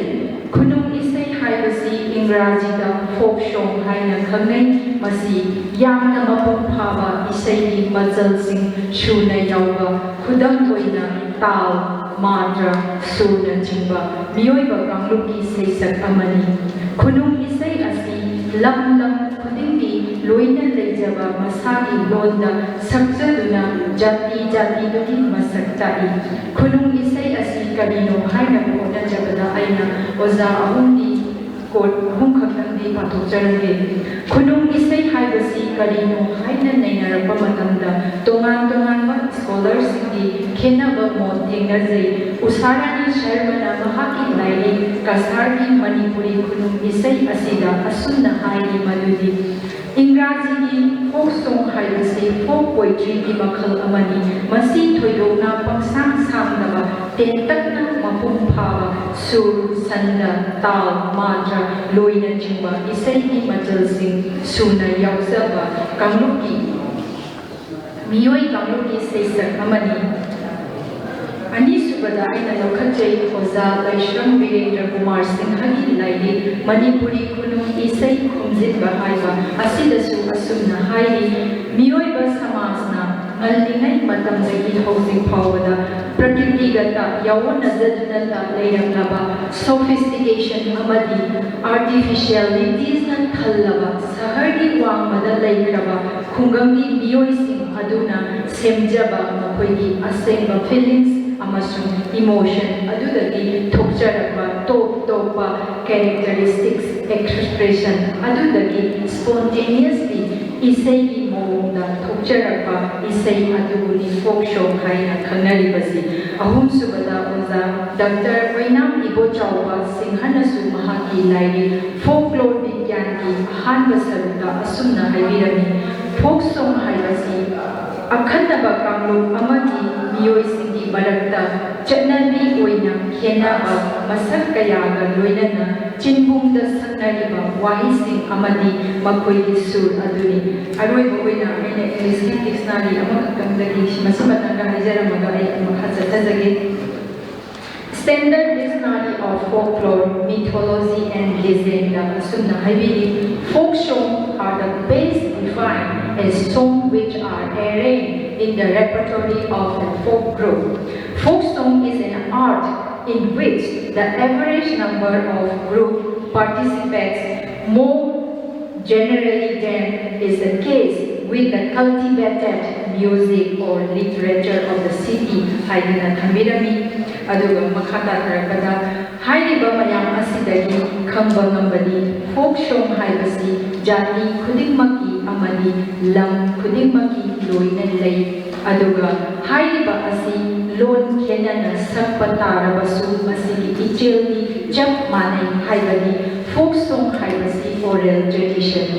Jinbung oina mirol amadagi mirol amada thantharakpa aduga loinana masagi sanskriti bu masak takpa isai adubuni aduga makhoigi asengba feelings amasung emotion adudagi thokcharakpa top topa characteristics expression adudagi masa matokta isai gi mawongda thokcharakpa isai adubuni folk song haina khanaribasi karamba matamdagi kanagi haktakagi haudokhibano haibadudi khangba ngamde masi yelhaumaidagi haibadi lairik laisugi mangal ningthina leijiba matamdagi hauna jinbung oina adumak saknaduna lakpana ngasi phawbada phajana saknaduna lei khunung isai akaknaba maku leite masidi lipum khudimakna apamba mawongda areba akaknaba leitana sakningba mawongda sakpa isai makhal amani isai asi miyoibagi thamoinungdagi marumlum thokcharapa iting tingba sairol sairada sakpa icham chamba isai masida miyoibagi thamoinungda phawrapa awaba nungaiba kainaba thunaba apamba pamdaba asina chimba purnama asisu phongdagi tasena makidi khunung isai asi miyoiba punsiga matam leiba kibita thadoknaba yadaba machal oibatan natana manipur Review Kamluki Chanabi, Hazanabi, Wangang Sangam, Chapchari, Kaina Batunaba, Apamba, Aningba, Awaba, Numaiba, Dharmagi Oiba, Laushin Yana Chimba Kayam, Sing Natabi, Haibaya, Kunung Isai Haibasi, Yoiba Samaska, Tana Tana Yadabakala, Mani, Matantarakada, Kunung Isai Makal. Malay masida laiba tongan ba miyoi kanglupsing asi lon khenabagi matungina sanskriti su khenai maram asina kanglup amagi khunung isaida phangliba machaksing asi atopa kanglup amagi khunung isaida yaugadabani haiba akaknaba niyom leite maram aduna khunung isaidi makhal asi akaknaba asi leite jati adugi chinpungda phangliba adugi makhapona makhal khaidoni manipuri zati isu khunung isai makhal kaya lei khunung isai makhal asibu tongan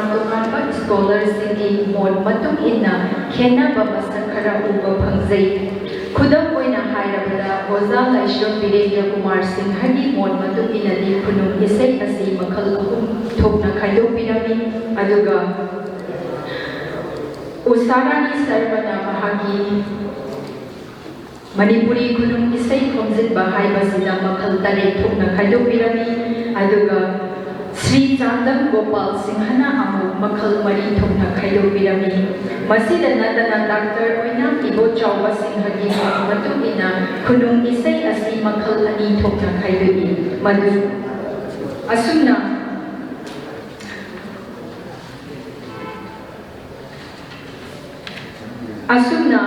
mathakta palibasing asi yengduna nainazaraba matungda khunung isai asi makhal taruk thokna khaidokpa yai madudi dharma amasung laining laisoga mari leinaba isai kumai phiyonggi isai sensu sinthagi isai khulang isai nauthem isai amasung angangsingna sanabada sakpa isai Sida adum uda masajat sing dusu aina hari isai se saningaida mana chatliba loi sanda tal sur aduga yauna chaning badagi aina sini matang sida uda bigi invite tawjaraga aigi paragiba sing siga chana chana chachage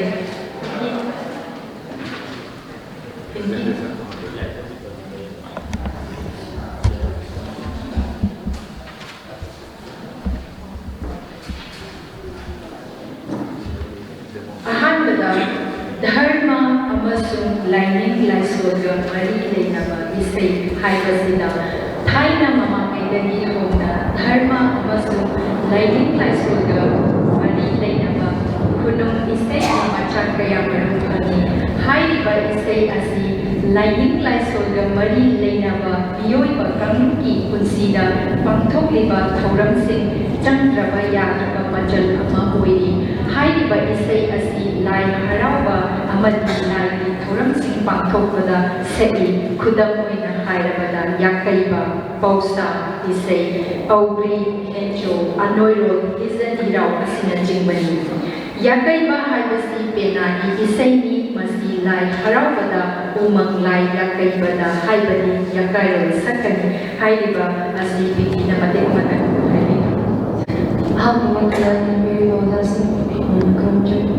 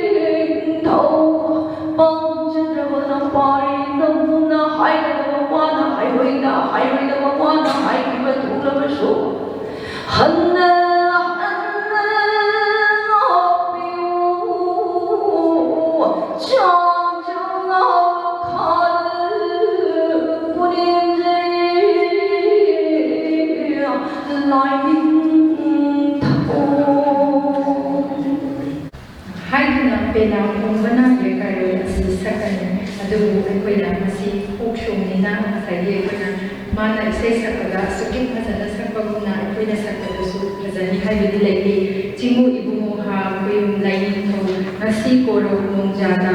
ꯍꯔꯥꯎ ꯁꯥꯁꯦꯟ ꯇꯝꯖꯒꯦ ꯊꯧꯊꯣꯛ ꯀꯨꯝꯍꯩ ꯁꯥꯟꯅꯖꯒꯦ ꯂꯥꯏꯅꯤꯡꯊꯧ ꯂꯥꯏꯔꯦꯝꯕꯤ ꯈꯨꯅꯤꯅ ꯑꯁꯨꯃꯥꯏꯅ ꯑꯗꯨꯝ ꯆꯝꯅ ꯍꯥꯏꯕꯁꯨ ꯌꯥꯏꯀꯣ ꯁꯨꯃꯥꯏꯅ ꯁꯤꯗꯩꯁꯤꯗ ꯉꯁꯥꯏꯒꯤ ꯑꯩꯈꯣꯏꯅ ꯃꯁꯥꯖꯟꯁꯤꯡ ꯍꯥꯏꯕꯗꯨꯗ ꯈꯤꯇꯪ ꯑꯩꯅ ꯑꯗꯨꯒꯤ ꯎꯠꯆꯅꯕ ꯍꯣꯠꯅꯖꯕꯒꯤꯅꯦꯕ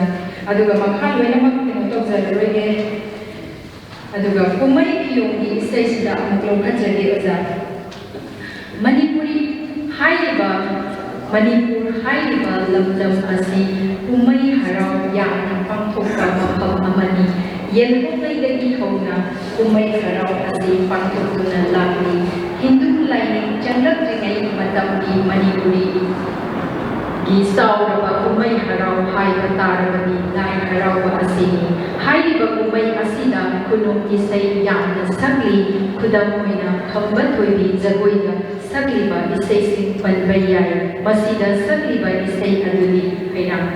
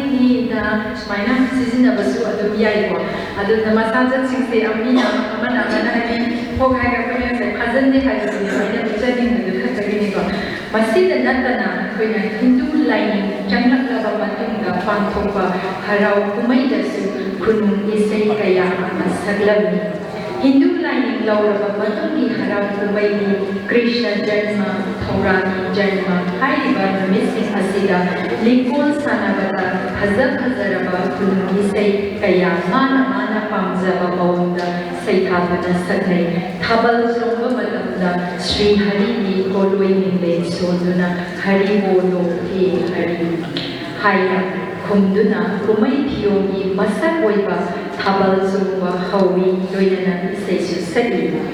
Awon subada aina sinsu sintha isai. Sinsu sintha isai haibasi tabal suringai matamda sinpangnaba amasu awaba kothanaba sakpa isai aduguni. Isai asi tabal suriba maratudagi miyoi amakhakna naitong sakpa yai natragana awai akum tawduna sakpa suyai. Hairiba isai asi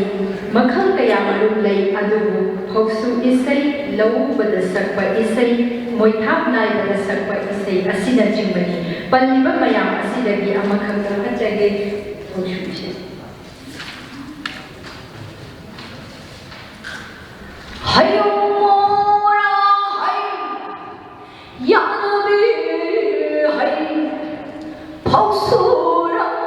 hay yanabi hay nana japu hay hayana hay phawagi chaji hay namthiri hay japu da sana hay bijali hay nana cha hay hayana hay labhu yenang hay namthiri hay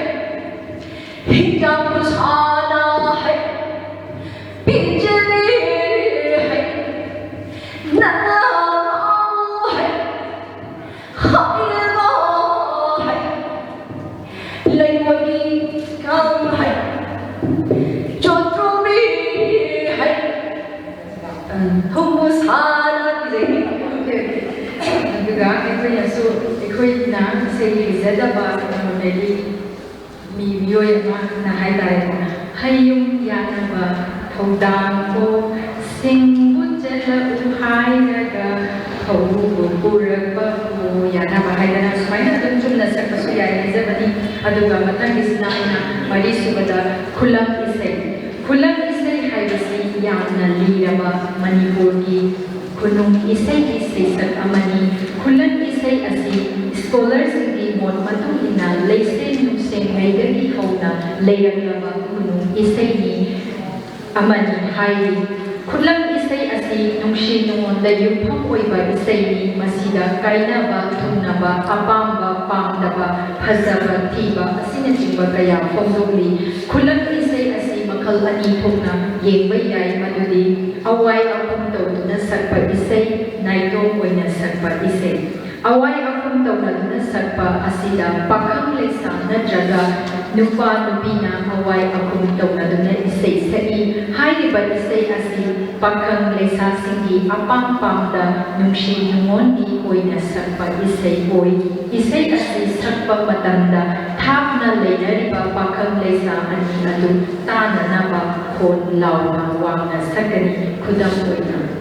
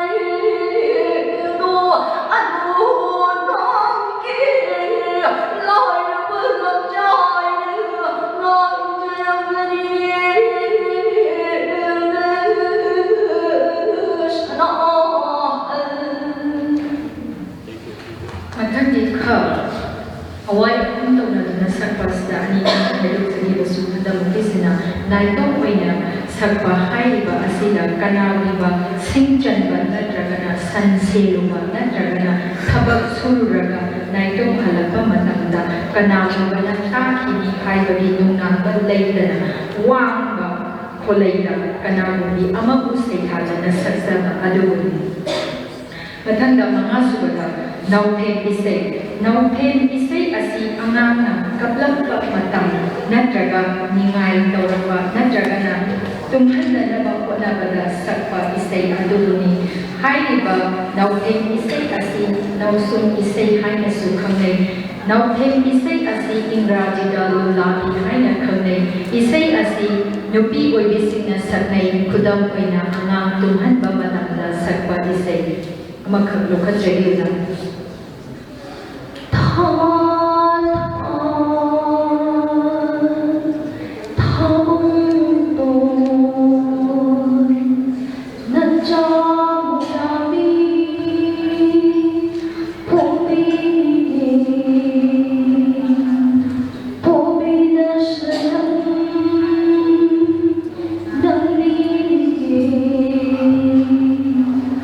I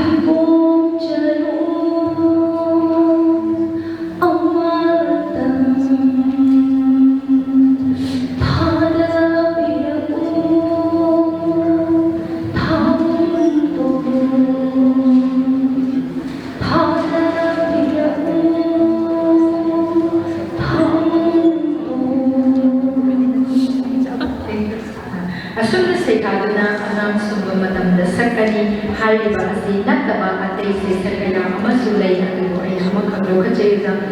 तरुक सुबदा अंगाम सिंना सानाबदा सकबा इसै हाइरिबा असि अंगाम नवा ओइरिबि सिंना सानाबगी मतमदा सकबा इसै अदुबुनि हाइरिबा असि यामना लीरबा मतमदगी हौना सकनदुना लागी इसै असिगी मखल खरदा लौखजरबदा उची ची खंगमैता खरुं मपाल खौसाबा उची लाबा मैतरबा सेंद्रांग लाई फर अनिसुबदा तोंग द्रोंबी चक्रिक नाक्रिक चौवाइबी था दोई कौबीना लाई मरुन मचिंथी तेमु मतोन सना ची चौ चा चौ अमा खतोक्लो असिना चिंबा असि अंगाम सिंना सानाबा मतमदा सकनी असुम तौना खुनु इसै असि मखल दरुक थोकना खै येंदुना नैनबा याय खुनु इसैगी ओइबा असाजत सिंगी थोइदोकना पंगसांग सांगदबा तेंथकना मपु हाबा सुर संदा ताल मात्रा लोइना चिंबा इसैगी मजल सिंग सुना यावजबा अदुबुनि खुदम ओइना अमा अनिदम लौखजरबदा मसिदा अकक्नबा चटनाबी सुर संदा अमदी तालदा ख्वाइना खंगनरबा फोक सॉन्ग अमगी मतौ लौदुना nangba lauba khomba asina चिंबगी खंजेल सिंना ओइ वहाई यावदबा याय वहाई अनि अहुम यावबा याय असिगुम इसैगुमना टोपना ताल लोई अमदा थीबा फोक राय ओइबा याय खुदम ओइना हा कईबु कईओइबा नन्निंग नमा खोद्रो को नतु लेमा काम को असुमना सोरोदा लंबी की पोयोन बसिंगना मपोत सिन्ननबा लाउबा चटनबी वही वतासी अदु अखन्नबा ता लोई अमदा थी नत्रगना लाउ अमुकसु अंगाम सिंना चेन सोंगलगा इचम चन्ना लेरगा नत्रगना करीगुंबा अमा कोइतान तानरगा अखन्नबा सुदा नत्रगना सक्तुना सानबा आर्थ थोपा नत्रगा थोक्तबा अतेबा अजंबा वही कया ओइबा याय खुदम ओइना ते नवा कैसांपाती ते नवा नत्रगसु हादा उदी नापगनी नमाना कवि तागनी असुमना साना खोनाबा साना सकबा राय ओइबसु याय खुदम ओइना से बोती नंगा ऐगा कौनसी कनाना नमगे येंगसी असिना चिंबा मसागी तंथाबा कोकनबा अवाबा नुंगाइबा करीगुबा अखन्नबा थबक थौरम अमगी तांथादा चुनाबा मवोंदा सुर संदा अमदा सकबा नत्रगा हाइबा अदुबुनि वारोइसिन ओइना खुनुंग इसैगी मखल अमसुंग मसाजतसिंग हाइबसी नैनाबा मतमदा खंबा ngambali खुनुंग इसै हाइबसी येनहौंगैदगी हौना लेजरगलबा मिरोल अमदगी मिरोल अमदा चिंबुंग ओइना चथरकपा ओरल लिटरेचर अमनी इसै असिदा जाति अदुगी चटनाबी हौना लोचन संस्कृतिगी अचौबा ममी ताई मसिदा समाजदुगी ओइबा थबक थौरम नुशी नुमोना चिंबा असि यामना मयेक जाति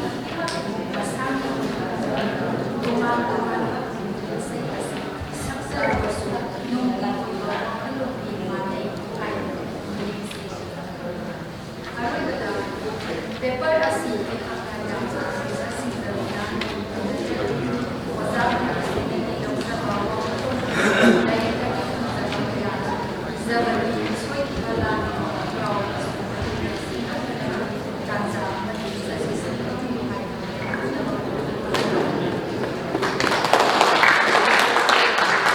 डॉक्टर लीलावती की CSC yang menghaba seperti manda effect kemudian saya di komandan masasing asisu hobi demonstrate tawna isai sing asidai yauriba maki isai boleh pada mayam sing ikoina matang ki matungi na ikoina orang auto abadi operation na ki matungi na sakwa suyai adugi operation na terna da adugi matungi na isai ki sulu pondok din to suyai ada pondok din to iba yang tahu sakwa suyai dengan sakwa suyai adugi ikoina dari iba manipuri nati iba sadabi asigi matungi na pangkong iba orang juga adugi matungi na sige sige magi masada chiku be sini mahan utri bese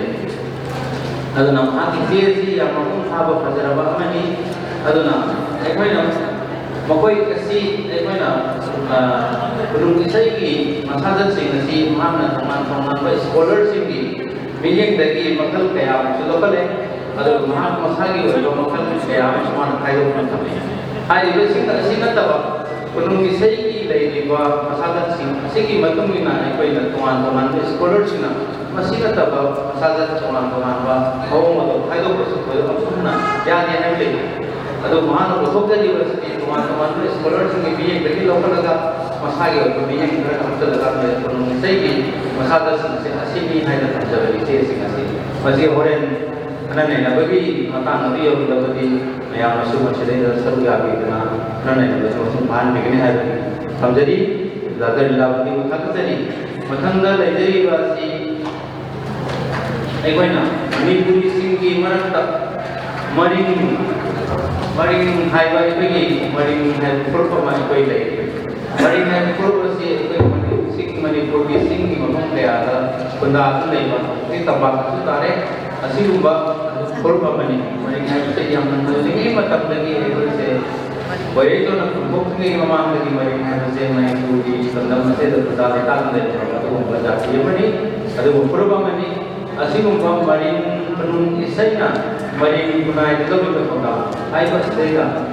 से मां बात भी गई से मन present तो भी गई मसी से प्रेजेंट तो भी तो भी बस ना मॉडर्न मरी मां से रिसर्च स्कॉलर ने कोई यूनिवर्सिटी की स्कॉलर मने मां ना मरी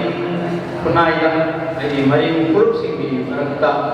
आई मरी पुनम इसै सिना करी करी तो काम दौड़ी बगे हाई बगे पतांगा या मरी चुबसे मावी मयाम मा को तबी गई मोतन मरी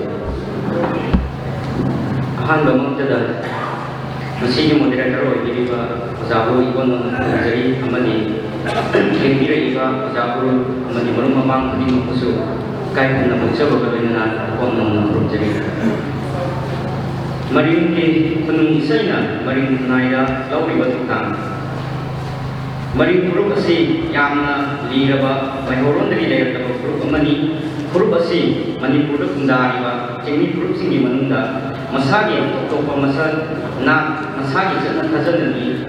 अमदी ओपदगी सीब फावदा चंद्रबा याबा तो फोरम कयागा सगुन नजन ग्रुप अमनी मरिंग हाइबा ग्रुप असी अहानबदा मैरिंग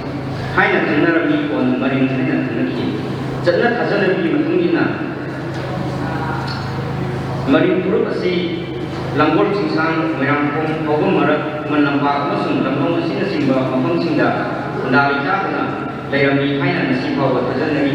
मरिंग निरोय सिंग सि पुत्सा खैबकी ससिदसु नतन सालांगसु बिसि होइबा ओइरमी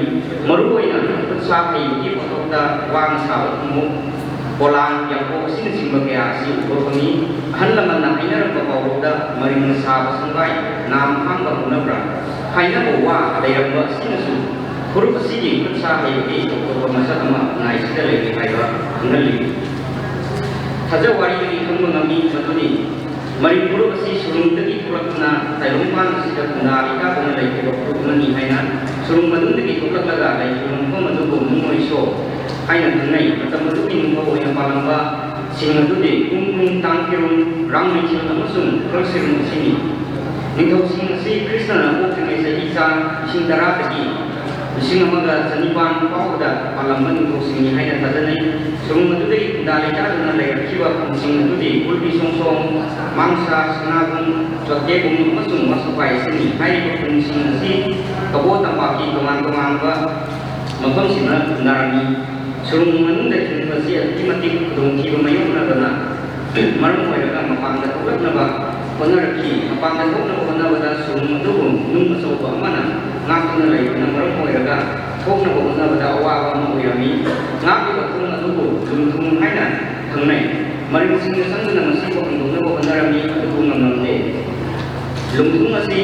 hangdokna ba hangada sanla ba ma hana harami adubu hangdokna ngamnamde ani subada iwayamu thajinduna thangna adubu nangkhai tangki masidu sungamkide masidagi iwai masi asi hojik phawa oiraga laibani haina maring sing nangsi phawa thajanani thong asi mi amadagi sa amadana nangkhai ngamraba sida hanlaman sing kullaga mifam thamduna thanaki munna thandaraba matungda santang asi thajinna nangkhung asi hangdokhulasi haina warinaki masidagi sotebung ho haibdi kun asidagi ima nubi nutar samritar kawi sandang laba ama mayam taduna lairuraga thong asi yam laina nangkhai uki masidagi maring sing nang si pawba sandang nasibu yang muru oiba sa ama oina nongna bagaluna na maring sing di harau kumai da sandang nasibu solakat bagi sanabi asi amadi ikai kunna bagi masak asi nasi pawba engana laibani foksong hai kasi nai amadi sanabi oina nai bagi niyam jinung da saknari ba atiyan masai di masak sing aduni maitai londa foksong sibu sei hai da khanai amadi maring londa foksong kumtin sei hai na khanai modern foksong di definition sing di mamang na pa isi kasi na suruh na magyaw ra ba kani definition sing na di mayang pura mo na ra ni makada sasabi na ba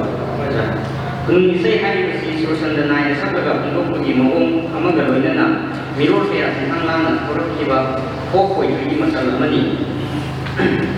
pot sikang ucaraga maring di foksong dalak sakit maring foksong angan bangatam dagi hona miror amada sunggat na sinhang yai na lakaba maring ngai da sabon naragaba anong nabaya karena jadi masal amani masih pokok di masal ama oiba korek seri manung sabi maring ngai sisu angan bangatam dagi pau pada kunung isai asi sabna duna lagi maring kunung isai sina maring ngai sasing di marakta nalingin matam dagi hona awai pun tauna duna jenbung da sebenarnya maring isai makal kera dapat cara berda angang pokok matam da sabba kunung isai nausung isai dari lubung kundong pada sabna ba kunung isai nungsi muongi kunung isai akan nakobi oiba kunung isai simsu simbang isai dharma karma sakwa kunung isai harau kumai da sakwa kunung isai amasung si bagamari lainaba orang sing da sakwa kunung isai ahambada maring kunung isai da kana chonglang la haiba si lokacari li haiba sina koina mapok haibi isai ahang sakwa misa tu wegdari ni duba dau haiba sina makada isai ngadori ba sa tu wegdari chonglang se kung se pikai chom se chomi lang se ibong kopine taraye nihaso se pikai no se ninthorel sina ikele moirang matakta yawole nongmai singsang laima nang tayai nambut lambo ko sibide thaye khamlang niha khul malai macha sase ta hiralo se hingai so se harau napa hingai so se harau napa hingai iso se pausa napa hingai so se hai ba kunung ise sidi maruina binuba singi amagi lawraba yaraba kumai lawatun nubi khatani oiba da boi sa bi foram amadi nuba khatani oiba langlai kumai law do ko matamda pangthokpa thoram amasung sahi manga lairaba pangthokpa yakyau kumai singi asigi thoram daira thokpa sayo oina sanaba kunung sai mukalamani kunung sai asina harau kumai amadi thoram sibu yaw da biba binuba angang apuna ꯃꯇꯝꯗ ꯊꯣꯛꯂꯛꯅꯕ ꯑꯍꯥꯟꯕ ꯏꯁꯩ ꯑꯃꯅꯤ ꯏꯁꯩ ꯑꯁꯤ ꯁꯩꯁꯛꯄ ꯂꯥꯔꯨꯡꯅ ꯁꯛꯂꯒ ꯏꯁꯩ ꯈꯨꯝꯕ ꯑꯅꯤꯅ ꯍꯥꯏꯕꯗꯤ ꯂꯤ ꯃꯈꯥ ꯑꯃꯁꯨꯡ ꯂꯧ ꯃꯈꯥ ꯑꯅꯤꯁꯤꯅ ꯊꯨꯡꯅꯗꯨꯅ ꯁꯛꯇꯨꯅ ꯃꯤꯄꯨꯝ ꯈꯨꯗꯤꯡꯃꯛꯄꯨ ꯎꯠꯊꯣꯛꯀꯅꯤ ꯀꯣꯠꯇꯨ ꯀꯥꯞꯊꯣꯛꯆꯔꯒ ꯃꯊꯛꯀꯤ ꯀꯣꯠꯇꯨꯒꯤ ꯑꯦꯛꯁꯄ꯭ꯂꯦꯅꯦꯁꯟ ꯑꯗꯨꯝ ꯄꯤꯖꯔꯛꯀꯦ ꯃꯅꯦꯝ ꯃꯃꯧ ꯑꯅꯤꯒꯤ ꯃꯔꯛꯇ ꯂꯩꯅꯕ ꯃꯔꯤꯒꯤ ꯃꯇꯥꯡꯗ ꯁꯩꯊꯥꯗꯨꯅ ꯁꯛꯄ ꯏꯁꯩꯅꯤ ꯏꯁꯩ ꯑꯁꯤꯗ ꯁꯃꯥꯖꯀꯤ ꯆꯠꯅꯕꯤꯗ ꯃꯅꯦꯝ ꯃꯃꯧ ꯑꯅꯤꯒꯤ ꯃꯔꯛꯇ ꯅꯤꯡꯉꯥꯏ ꯁꯪꯗꯥꯅꯕ ꯑꯁꯤ ꯐꯠꯇꯦ ꯑꯃꯗꯤ ꯃꯧꯅ ꯃꯅꯦꯝ ꯄꯣꯛꯀꯤ ꯃꯐꯝꯗ ꯕꯦꯕꯥꯔ ꯀꯥꯞꯇꯅ ꯍꯧꯅ ꯂꯣꯟꯆꯠ ꯈꯪꯅ ꯆꯠꯅꯕ ꯅꯨꯡꯁꯤ ꯆꯥꯟꯅꯅ ꯂꯩꯅꯕ ꯄꯥꯎꯇꯥꯛ ꯄꯤꯕ ꯏꯁꯩ ꯃꯈꯜ ꯑꯃꯅꯤ ꯃꯔꯤꯡꯒꯤ ꯁꯃꯥꯖꯗ ꯑꯀꯟ ꯑꯊꯧ ꯑꯃꯗꯤ ꯁꯥ ꯂꯥꯟꯗ ꯍꯩꯁꯤꯡꯕ ꯑꯁꯤꯅꯆꯤꯡꯕ ꯃꯁꯛꯁꯤꯡ ꯑꯁꯤ ꯉꯜꯂꯤꯉꯩ ꯃꯇꯝꯗꯒꯤ ꯏꯄꯥ ꯏꯄꯨꯁꯤꯡꯅ ꯁꯛꯅ ꯁꯣꯟꯅꯗꯨꯅ ꯂꯥꯛꯈꯤ ꯑꯁꯨꯝꯅ ꯑꯀꯟ ꯑꯊꯧꯒꯤ ꯃꯁꯛ ꯑꯁꯤꯁꯨ ꯃꯔꯤꯡꯒꯤ ꯈꯨꯅꯨꯡ ꯏꯁꯩꯁꯤꯡꯗ ꯃꯌꯦꯛ ꯁꯦꯡꯅ ꯇꯥꯗꯨꯅ ꯂꯩꯔꯤ ꯇꯤꯛ ꯅꯍꯥꯗꯦ ꯃꯔꯤꯡ ꯃꯩꯔꯤꯡꯕꯅꯦ ꯅꯣꯡꯄꯣꯛ ꯊꯣꯡ ꯉꯥꯛꯄꯅꯦ ꯆꯦꯜꯂꯒ ꯅꯨꯡꯁꯤꯠ ꯍꯨꯝꯕꯅꯦ ꯐꯝꯂꯒ ꯅꯨꯡꯒꯨꯝꯕꯅꯦ ꯐꯩꯁꯟꯅ ꯆꯨꯡꯃꯨꯛ ꯊꯥꯕꯅꯦ ꯄꯥꯝꯕꯣꯝꯅ ꯇꯤꯡ ꯇꯤꯡ ꯂꯥꯎꯕꯅꯦ ꯇꯤꯛ ꯅꯍꯥꯗꯦ ꯃꯔꯤꯡ ꯃꯩꯔꯤꯡꯕꯅꯦ ꯉꯜꯂꯤꯉꯩ ꯃꯇꯝꯗ ꯁꯥ ꯂꯥꯟ ꯑꯁꯤ ꯀꯣꯏꯔꯝꯕꯅ ꯃꯔꯤꯡꯒꯤ ꯈꯨꯟꯅꯥꯏꯗ ꯅꯨꯄꯥ ꯈꯨꯗꯤꯡꯃꯛ ꯃꯁꯥ ꯃꯎ ꯐꯅ ꯂꯩꯇꯕ ꯌꯥꯗꯦ ꯃꯔꯝ ꯑꯁꯤꯅ ꯇꯤꯟꯖꯪ ꯂꯥꯏꯖꯪꯗꯅ ꯃꯁꯥ ꯃꯎ ꯐꯅ ꯂꯩꯔꯝꯃꯤ ꯍꯥꯏꯕꯁꯤ ꯈꯪꯕ ꯉꯝꯒꯅꯤ ꯃꯅꯤꯄꯨꯔꯗ ꯄꯥꯈꯪꯕꯅ ꯅꯤꯡꯊꯧ ꯑꯣꯏꯅ ꯍꯦꯛ ꯄꯥꯜꯂꯛꯄ ꯃꯇꯝꯗꯒꯤ ꯍꯧꯅ ꯃꯅꯤꯄꯨꯔꯒꯤ ꯉꯝꯈꯩ ꯉꯥꯛꯄꯗ ꯑꯆꯧꯕ ꯊꯧꯗꯥꯡ kaya ꯂꯧꯗꯨꯅ ꯂꯥꯛꯈꯤꯕ ꯑꯃꯗꯤ ꯅꯣꯡꯄꯣꯛꯀꯤ ꯁꯔꯨꯛ ꯑꯣꯏꯔꯤꯕ ꯀꯕꯣꯕꯦꯔꯤꯒꯤ ꯅꯤꯡꯊꯤ ꯇꯨꯔꯦꯜ ꯐꯥꯎꯕꯗ ꯉꯥꯛꯁꯦꯟꯗꯨꯅ ꯑꯆꯧꯕ ꯊꯧꯗꯥꯡ ꯂꯧꯈꯤꯕ ꯃꯔꯤꯡꯒꯤ ꯏꯄꯥ ꯏꯄꯨꯁꯤꯡꯒꯤ ꯃꯊꯧꯅ ꯅꯣꯡꯄꯣꯛ ꯊꯣꯡ ꯉꯥꯛꯇꯨꯅ ꯑꯋꯥꯁꯤꯡꯒ ꯂꯥꯟꯊꯦꯡꯅꯕꯗ ꯑꯆꯧꯕ ꯊꯧꯗꯥꯡ kaya ꯂꯧꯔꯛꯈꯤ ꯍꯥꯏꯕꯁꯤ ꯉꯁꯤꯒꯤ ꯁꯃꯥꯖꯅ ꯀꯥꯎꯅꯈꯤꯕꯒꯨꯝ ꯇꯧꯔꯕꯁꯨ ꯃꯔꯤꯡꯒꯤ ꯈꯨꯅꯨꯡ ꯏꯁꯩꯁꯤꯡꯗꯗꯤ ꯉꯁꯤꯁꯨ ꯂꯦꯡꯗꯅ ꯑꯗꯨꯃꯛ ꯂꯩꯗꯨꯅ ꯈꯨꯟꯅꯥꯏꯆꯥꯁꯤꯡꯕꯨ ꯍꯦꯟꯅ ꯃꯇꯤꯛ ꯃꯊꯧꯅꯥ ꯂꯩꯕ ꯏꯄꯥ ꯏꯄꯨꯁꯤꯡꯒꯤ ꯃꯆꯥꯁꯤꯡꯅꯤ ꯍꯥꯏꯕꯁꯤ ꯃꯌꯦꯛ ꯁꯦꯡꯅ ꯈꯪꯍꯜꯂꯤ ꯀꯣꯠ ꯍꯥꯡꯗꯣꯛꯆꯔꯒ ꯊꯋꯥꯟ ꯊꯥ ꯂꯥꯛꯄꯗ ꯁꯅꯥꯔꯩ ꯄꯣꯡꯗꯨꯅ ꯃꯀꯥ ꯐꯪꯅ ꯁꯛꯀꯥꯏꯔꯦ ꯑꯗꯨꯛꯀꯤ ꯃꯇꯤꯛ ꯐꯖꯔꯦ ꯃꯍꯥꯛꯀꯤ ꯃꯇꯝ ꯑꯣꯏꯗꯨꯅ ꯖ꯭ꯋꯥꯏ ꯀꯦꯟꯗꯨꯅ ꯃꯥꯡꯈꯤꯕ ꯑꯃꯁꯨꯡ ꯂꯧꯔꯣꯛ ꯊꯥ ꯀꯣꯏꯅꯨꯡ ꯌꯧꯔꯛꯇꯨꯅ ꯂꯧ ꯈꯥꯎꯕ ꯌꯩꯕ ꯑꯁꯤꯒꯤ ꯃꯇꯝꯗ ꯂꯧꯒꯤ ꯂꯥꯏꯔꯩ ꯐꯖꯗꯨꯅ ꯐꯧ ꯌꯥꯝ ꯐꯒꯠꯍꯟꯕꯤꯅꯕ ꯁꯛꯄ ꯈꯨꯅꯨꯡ ꯏꯁꯩꯅꯤ ꯏꯁꯩ ꯑꯁꯤꯗ ꯐꯧꯒꯤ ꯂꯥꯏꯔꯩꯕꯨ ꯑꯩꯈꯣꯏ ꯈꯨꯟꯗ ꯂꯥꯛꯄꯤꯗꯨꯅ ꯀꯣꯏꯅꯨꯡ ꯊꯥ ꯌꯧꯔꯛꯄꯒꯤ ꯂꯧ ꯂꯣꯛꯄꯗ ꯐꯧ ꯌꯥꯝ ꯃꯔꯥꯡ ꯀꯥꯏꯅ ꯊꯣꯛꯄꯤꯗꯨꯅ ꯀꯨꯝ ꯑꯃꯒꯤ ꯆꯥꯍꯨꯝꯅꯕ ꯁꯛꯄ ꯈꯨꯅꯨꯡ ꯏꯁꯩꯅꯤ ꯃꯁꯤꯅ ꯃꯔꯤꯡ ꯈꯨꯟꯅꯥꯏꯗ ꯌꯥꯏꯐꯅ ꯄꯥꯟꯕ ꯉꯝꯕ ꯑꯐꯕ ꯆꯥꯍꯨꯝꯅ ꯈꯨꯟꯖꯥꯎ ꯂꯩꯆꯥꯎꯅꯕ ꯁꯛꯄ ꯁꯤꯡꯅꯨꯡ ꯁꯤꯡꯕꯥꯡ ꯏꯁꯩꯅꯤ ꯃꯊꯪꯒꯤ ꯄꯣꯠꯁꯨ ꯍꯥꯡꯗꯣꯛꯆꯔꯒ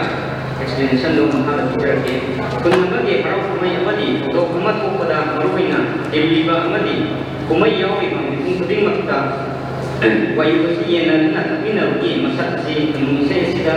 reaction na tari wayu do kumudagi hoguna wayu pawa amada sida na ise sida yawi yu krunga namba aduga ha mum thamlaga lokolaga jana patra amada yaduna wana semba mukam makaklaba patra aduda airaga yena minaraga harau kumai maruina umamagi lawlopa hauba yanaba namlai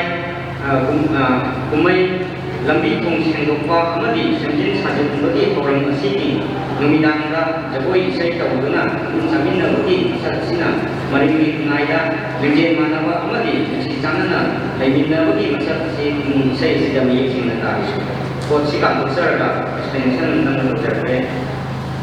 maringi kun amagi konthom haibadi kuna maringi kun hek sangat matamda kon yet laigani masigi hek sangat pada uyum pandi paring thaduna uyum sing masigi makada masagi lambai ki kumai thorang si yang kumba jagoi sei sabtuna paring sana matang lakhi masa adu uyum paring hau ki duga sangdan duna nung isai asida uti isai asina punaida maringi konthong haibadi yet to hek sangat pada uyum masa si mayek seng kumari konthong ki jagoi sana sangat pasina kengimian kunpanda jagoi isai saplaga lagi besing atuku yang namo kung amadi sengung yaituna jagoi saduna lagi hai kata kontang ni sumna maring naida jagoi isai tau matamda kung sengung asi dana thana wiya ba ucak ma oina asi naida adu mungling dana lagi hai si kung isai asi dana sengna kungali pot ka kusaraga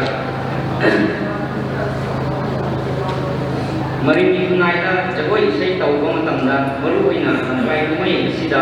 नुपाना Jagoi सादुना खुंथोंदा sai koi get adagi lakpa hawda nupi oi bisingna maicham haidi kuna mai na samba penopai na nalammo mokoi na jagoi sabna lakise oklamo haisi maringi naira kwai maru oi ba pinwa ni nuna sinna ba jagoi sabada na da hakasana makal maringonda trail asibusum sai hagna isai asida mayek singna palli aduga lau da seksing na pausa na mangan badagi kanaba lau sambagi saksu kun isai asida sumne sing na kuhali asumna matakta panjatiba kun isai sing asina maring puruki kunsi maring amadi kunsi rol asi mayek sing na khamba ngam kadana jagoi isai asisu kunsi rol da sabon na satiba puru amadi hai asi ngali maring naina kun isai asina lauri batang si suki matik pap chawre Singgu simbang isai menapa bagi penung isai kemadi naik sini serta tanggungi isai asina marini naik simu serta kedana naik sasing sini mereka kemana mau mating pangadana mengsi sana penjauh jauh mengguna mating lewat naik kali marini penung isai sini maka si yang mana aina pun zaruba amadi si zaruba menjarba si hakka ketena atau kau penung isai makal kaya ama laibawa waktu basing si sijin ba amadi kau pada ai detail level paper sina ayun kau iguna tunda nak terlebih ba maringi penung isai ku pam basing di lambi kau iguna yang nak lupa kung pa penung isai ni masal kau ini hai di cepat hajar berbeza ambat nak hajar jadi modern maring na housing Manipuri singgi marakta lagi ba maring singgi marakta Manipuri penung isai ki masih nakal di ba penung sindu na nazarci si topi bani maki matung nadi maki wakili matung nadi maring penung isai si makal mapan kona kaido i hai taman ko topi maring singa sisu Manipuri singgi marakta adumba Manipuri dati singgi mal so berbangani aduh masai Manipuri penung isai ki masa si Dr. Nilapati nadi bakal teruk kona kaido kona tapi bre agoi na ambi ke bar sum lain song ka mari lai isai kumai ki isai sisu si mangi isai penung isai note isai sama sama sak isai kaido biti Audi aduga matang maring na puto pili sedana kawan ba agi maring singgi sanrol jata lagi ba isai singase masiki marak asdagi mana sei mapan matal mapan sona kaido ka am nilebi sei mapan singase na Manipuri singgi marak lagi ba bagi maring ruki itu ba ursida sarga sing aduni ham pertari baci si tiba-tiba ada berapa tu si mana yang kau kopi ay ada si orang dari makanan yang nanti belum sahabat si kau sudah lah jadi sudah kena beberapa yang perlu nasar biapi gani hari ini si kau ina ahan bah session dah sambil kita si mari si hari kau ina yang memang dah kapal loi deh mina kita na nung isai Manipuri saja ayat sudah Dr. L anana Manipuri penung isai the role di masa ayat sudah betul cema aku pikir Dr. Nilapati na penung isai ki makal masa sinai nabi kre makal untuk nabi kre modern marin penung isai na marin naik role betul dalam ayat sudah makal makan orang betul na penung isai ki makal makan orang kait dengan nabi kre Audi si mari asli audi ayo seminar asli session asli si pabi kadang singna si yang tunda tudol tambah loi kerabadina tudol tambah kerabadina masih audi kanan ini bagi jika masih kau nak tetap batu kau yang aku lagi ayah betul jadi audi memang dah topik juga si mari asli dah karena gomba lanet delegate singna si kemari lain apa masih hidup masih kemari lain apa karena naik apa dasar jawabnya apa kita maksud ꯌꯥꯝ ꯂꯥꯛꯊꯣꯛꯆꯔꯤ ꯇꯧꯕꯇꯗꯤ ꯆꯦꯁꯤꯡ ꯑꯁꯤ ꯄꯥꯊꯣꯛꯂꯤꯕ ꯆꯦꯁꯤꯡ ꯑꯁꯤꯗ ꯈꯟꯅ ꯅꯩꯅꯕ ꯑꯁꯤꯗ ꯁꯔꯨꯛ ꯌꯥꯕꯤꯒꯗꯕꯁꯤꯡꯅ ꯏꯍꯥꯟ ꯍꯥꯟꯕꯗ ꯈꯪꯕꯤꯒꯗꯕꯗꯤ ꯃꯁꯤꯒꯤ ꯁꯦꯃꯤꯅꯥꯔ ꯑꯁꯤꯅ ꯄꯨꯊꯣꯛꯆꯔꯤꯕ ꯋꯥꯐꯝ ꯍꯧꯖꯤꯛ ꯁꯦꯃꯤꯅꯥꯔ ꯑꯁꯤꯅ ꯄꯨꯊꯣꯛꯆꯔꯤꯕ ꯋꯥꯐꯝ ꯂꯥꯊꯣꯛꯂꯤꯕ ꯆꯦꯁꯤꯡ ꯑꯁꯤꯒ ꯃꯔꯤ ꯂꯩꯅꯗꯕꯁꯤꯡꯗꯤ ꯏꯁꯟꯕꯤꯔꯛꯇꯕ ꯃꯁꯤꯒ ꯃꯔꯤ ꯂꯩꯅꯕꯁꯤꯡꯗ ꯈꯟꯅ ꯅꯩꯅꯕꯒꯤ ꯁꯔꯨꯛ ꯑꯁꯤ ꯃꯄꯨꯡ ꯐꯥꯅ ꯁꯔꯨꯛ ꯌꯥꯕꯤꯅꯕꯒꯤꯗꯃꯛꯇ ꯍꯥꯏꯖꯔꯤ ꯇꯧꯕꯗꯗꯤ ꯃꯗꯨꯗꯩꯗ ꯊꯣꯏꯗꯣꯛꯅ ꯆꯦꯁꯤꯡ ꯑꯁꯤꯒꯤ ꯄꯥꯕꯤꯔꯤꯕ ꯆꯦꯁꯤꯡ ꯑꯁꯤꯒꯤ ꯂꯥꯡꯕꯤꯔꯤꯕ ꯆꯦꯁꯤꯡ ꯑꯁꯤꯒꯤ ꯑꯣꯟꯅ ꯇꯩꯅꯕꯗ ꯀꯔꯤꯒꯨꯝꯕꯗ ꯍꯤꯔꯝ ꯑꯃꯗ ꯌꯦꯠꯅꯕꯒꯨꯝꯕ ꯑꯗꯨꯒꯨꯝꯕ ꯇꯧꯕꯤꯗꯅ ꯁꯖꯦꯁꯟ ꯑꯃꯁꯨꯡ ꯇꯣꯉꯥꯟ ꯇꯣꯉꯥꯟꯕ ꯐꯖꯕ ꯑꯗꯨꯒꯨꯝꯕ ꯈꯟꯅꯕ ꯌꯥꯕ ꯃꯑꯣꯡ ꯑꯗꯨ ꯃꯌꯥꯝꯁꯤꯡ ꯑꯗꯨꯗ ꯁꯔꯨꯛ ꯌꯥꯕꯤꯅꯕ ꯍꯥꯏꯖꯔꯤ ꯇꯧꯕꯗꯗꯤ ꯁꯔꯨꯛ ꯌꯥꯕꯤꯕ ꯌꯦꯛꯊꯣꯛꯄꯤꯔꯛꯄ ꯃꯇꯝꯗ ꯑꯗꯣꯝꯅ ꯑꯗꯣꯝꯒꯤ ꯃꯤꯡ ꯂꯩꯐꯝ ꯑꯃꯁꯨꯡ ꯑꯗꯣꯝꯒꯤ ꯁꯛꯇꯝ ꯍꯥꯟꯅ ꯇꯥꯛꯄꯤꯌꯨ ꯑꯗꯨꯒ ꯆꯦꯁꯤꯡ ꯑꯁꯤ ꯈꯟꯅ ꯅꯩꯅꯕꯗ ꯁꯔꯨꯛ ꯌꯥꯕꯤꯌꯨ ꯍꯥꯏꯗꯅ ꯃꯌꯥꯝꯒꯤ ꯃꯃꯥꯡꯗ ꯆꯦꯁꯤꯡ ꯑꯁꯤ ꯂꯥꯟꯊꯣꯛꯆꯔꯤ ꯀꯩꯒꯨꯝꯕ ꯆꯠꯂꯤꯕ ꯃꯣꯗꯦꯜꯒꯤ ꯑꯌꯥꯕ ꯂꯧꯖꯔꯒ ꯃꯔꯛꯁꯤꯗ ꯃꯁꯤꯒꯤ ꯃꯤꯌꯥꯝ ꯃꯥꯡꯗ ꯑꯩꯈꯣꯏꯒꯤ ꯗꯣꯛꯇꯔ ꯄꯤ ꯂꯤꯂꯥꯕꯇꯤꯒꯤ ꯄꯦꯄꯔꯗ ꯑꯦꯁꯤꯁ ꯇꯧꯕ ꯑꯣꯏꯅ ꯃꯅꯤꯄꯨꯔꯤ ꯈꯨꯅꯨꯡ ꯏꯁꯩ ꯅꯣꯡꯊꯣꯛ ꯏꯁꯩ ꯇꯣꯉꯥꯟ ꯇꯣꯉꯥꯟꯕ ꯗꯦꯃꯣ ꯇꯧꯗꯨꯅ ꯃꯤꯌꯥꯝꯅ ꯌꯥꯝ ꯑꯦꯃꯦꯖꯤꯡ ꯑꯣꯏꯕ ꯐꯦꯟꯇꯥꯁꯇꯤꯛ ꯑꯣꯏꯕ ꯄꯥꯔꯐꯣꯔꯃꯦꯟꯁ ꯑꯃ ꯄꯤꯕꯤꯈꯤꯕꯤ ꯂꯝꯗꯝꯁꯤꯒꯤ ꯁꯛꯅꯥꯏꯔꯕꯤ ꯐꯣꯛ ꯁꯤꯡꯒꯔ ꯑꯗꯨꯒ ꯕꯤꯁ ꯃꯤꯂꯥ ꯈꯥꯟ ꯑꯦꯋꯥꯔꯗ ꯗꯦꯜꯂꯤꯗꯁꯨ ꯐꯪꯂꯛꯂꯕꯤ ꯂꯝꯗꯝꯁꯤꯒꯤ ꯁꯛꯅꯥꯏꯔꯕꯤ ꯄꯤꯡꯀꯤ ꯁꯥꯏꯈꯣꯝꯅ ꯁꯤꯡꯗ ꯅꯝꯖꯔꯤꯕꯒꯤ ꯃꯥꯏꯀꯩꯗꯒꯤ ꯗ ꯀꯜꯆꯔ ꯐꯣꯔ ꯃꯅꯤꯄꯨꯔꯒꯤ ꯃꯥꯏꯀꯩꯗꯒꯤ ꯑꯆꯝꯕ ꯈꯨꯗꯣꯜ ꯑꯃꯈꯛꯇꯪ ꯑꯩꯈꯣꯏ ꯇꯝꯖꯒꯦ ꯃꯁꯤꯗ ꯄꯤꯡꯀꯤ ꯁꯥꯏꯈꯣꯝꯅ ꯄꯦꯟꯕꯤꯒꯅꯤ ꯍꯥꯏꯔꯤꯕ ꯑꯆꯝꯕ ꯈꯨꯗꯣꯜ ꯑꯁꯤ ꯉꯁꯤꯒꯤ ꯏꯀꯥꯏꯈꯨꯝꯅꯖꯔꯤꯕ ꯂꯦꯡꯁꯤꯟꯕꯤꯔꯤꯕ ꯃꯣꯗꯦꯜꯗ ꯑꯩ ꯑꯣꯖꯥꯅ ꯄꯤꯡꯀꯤ ꯁꯥꯏꯈꯣꯝꯗ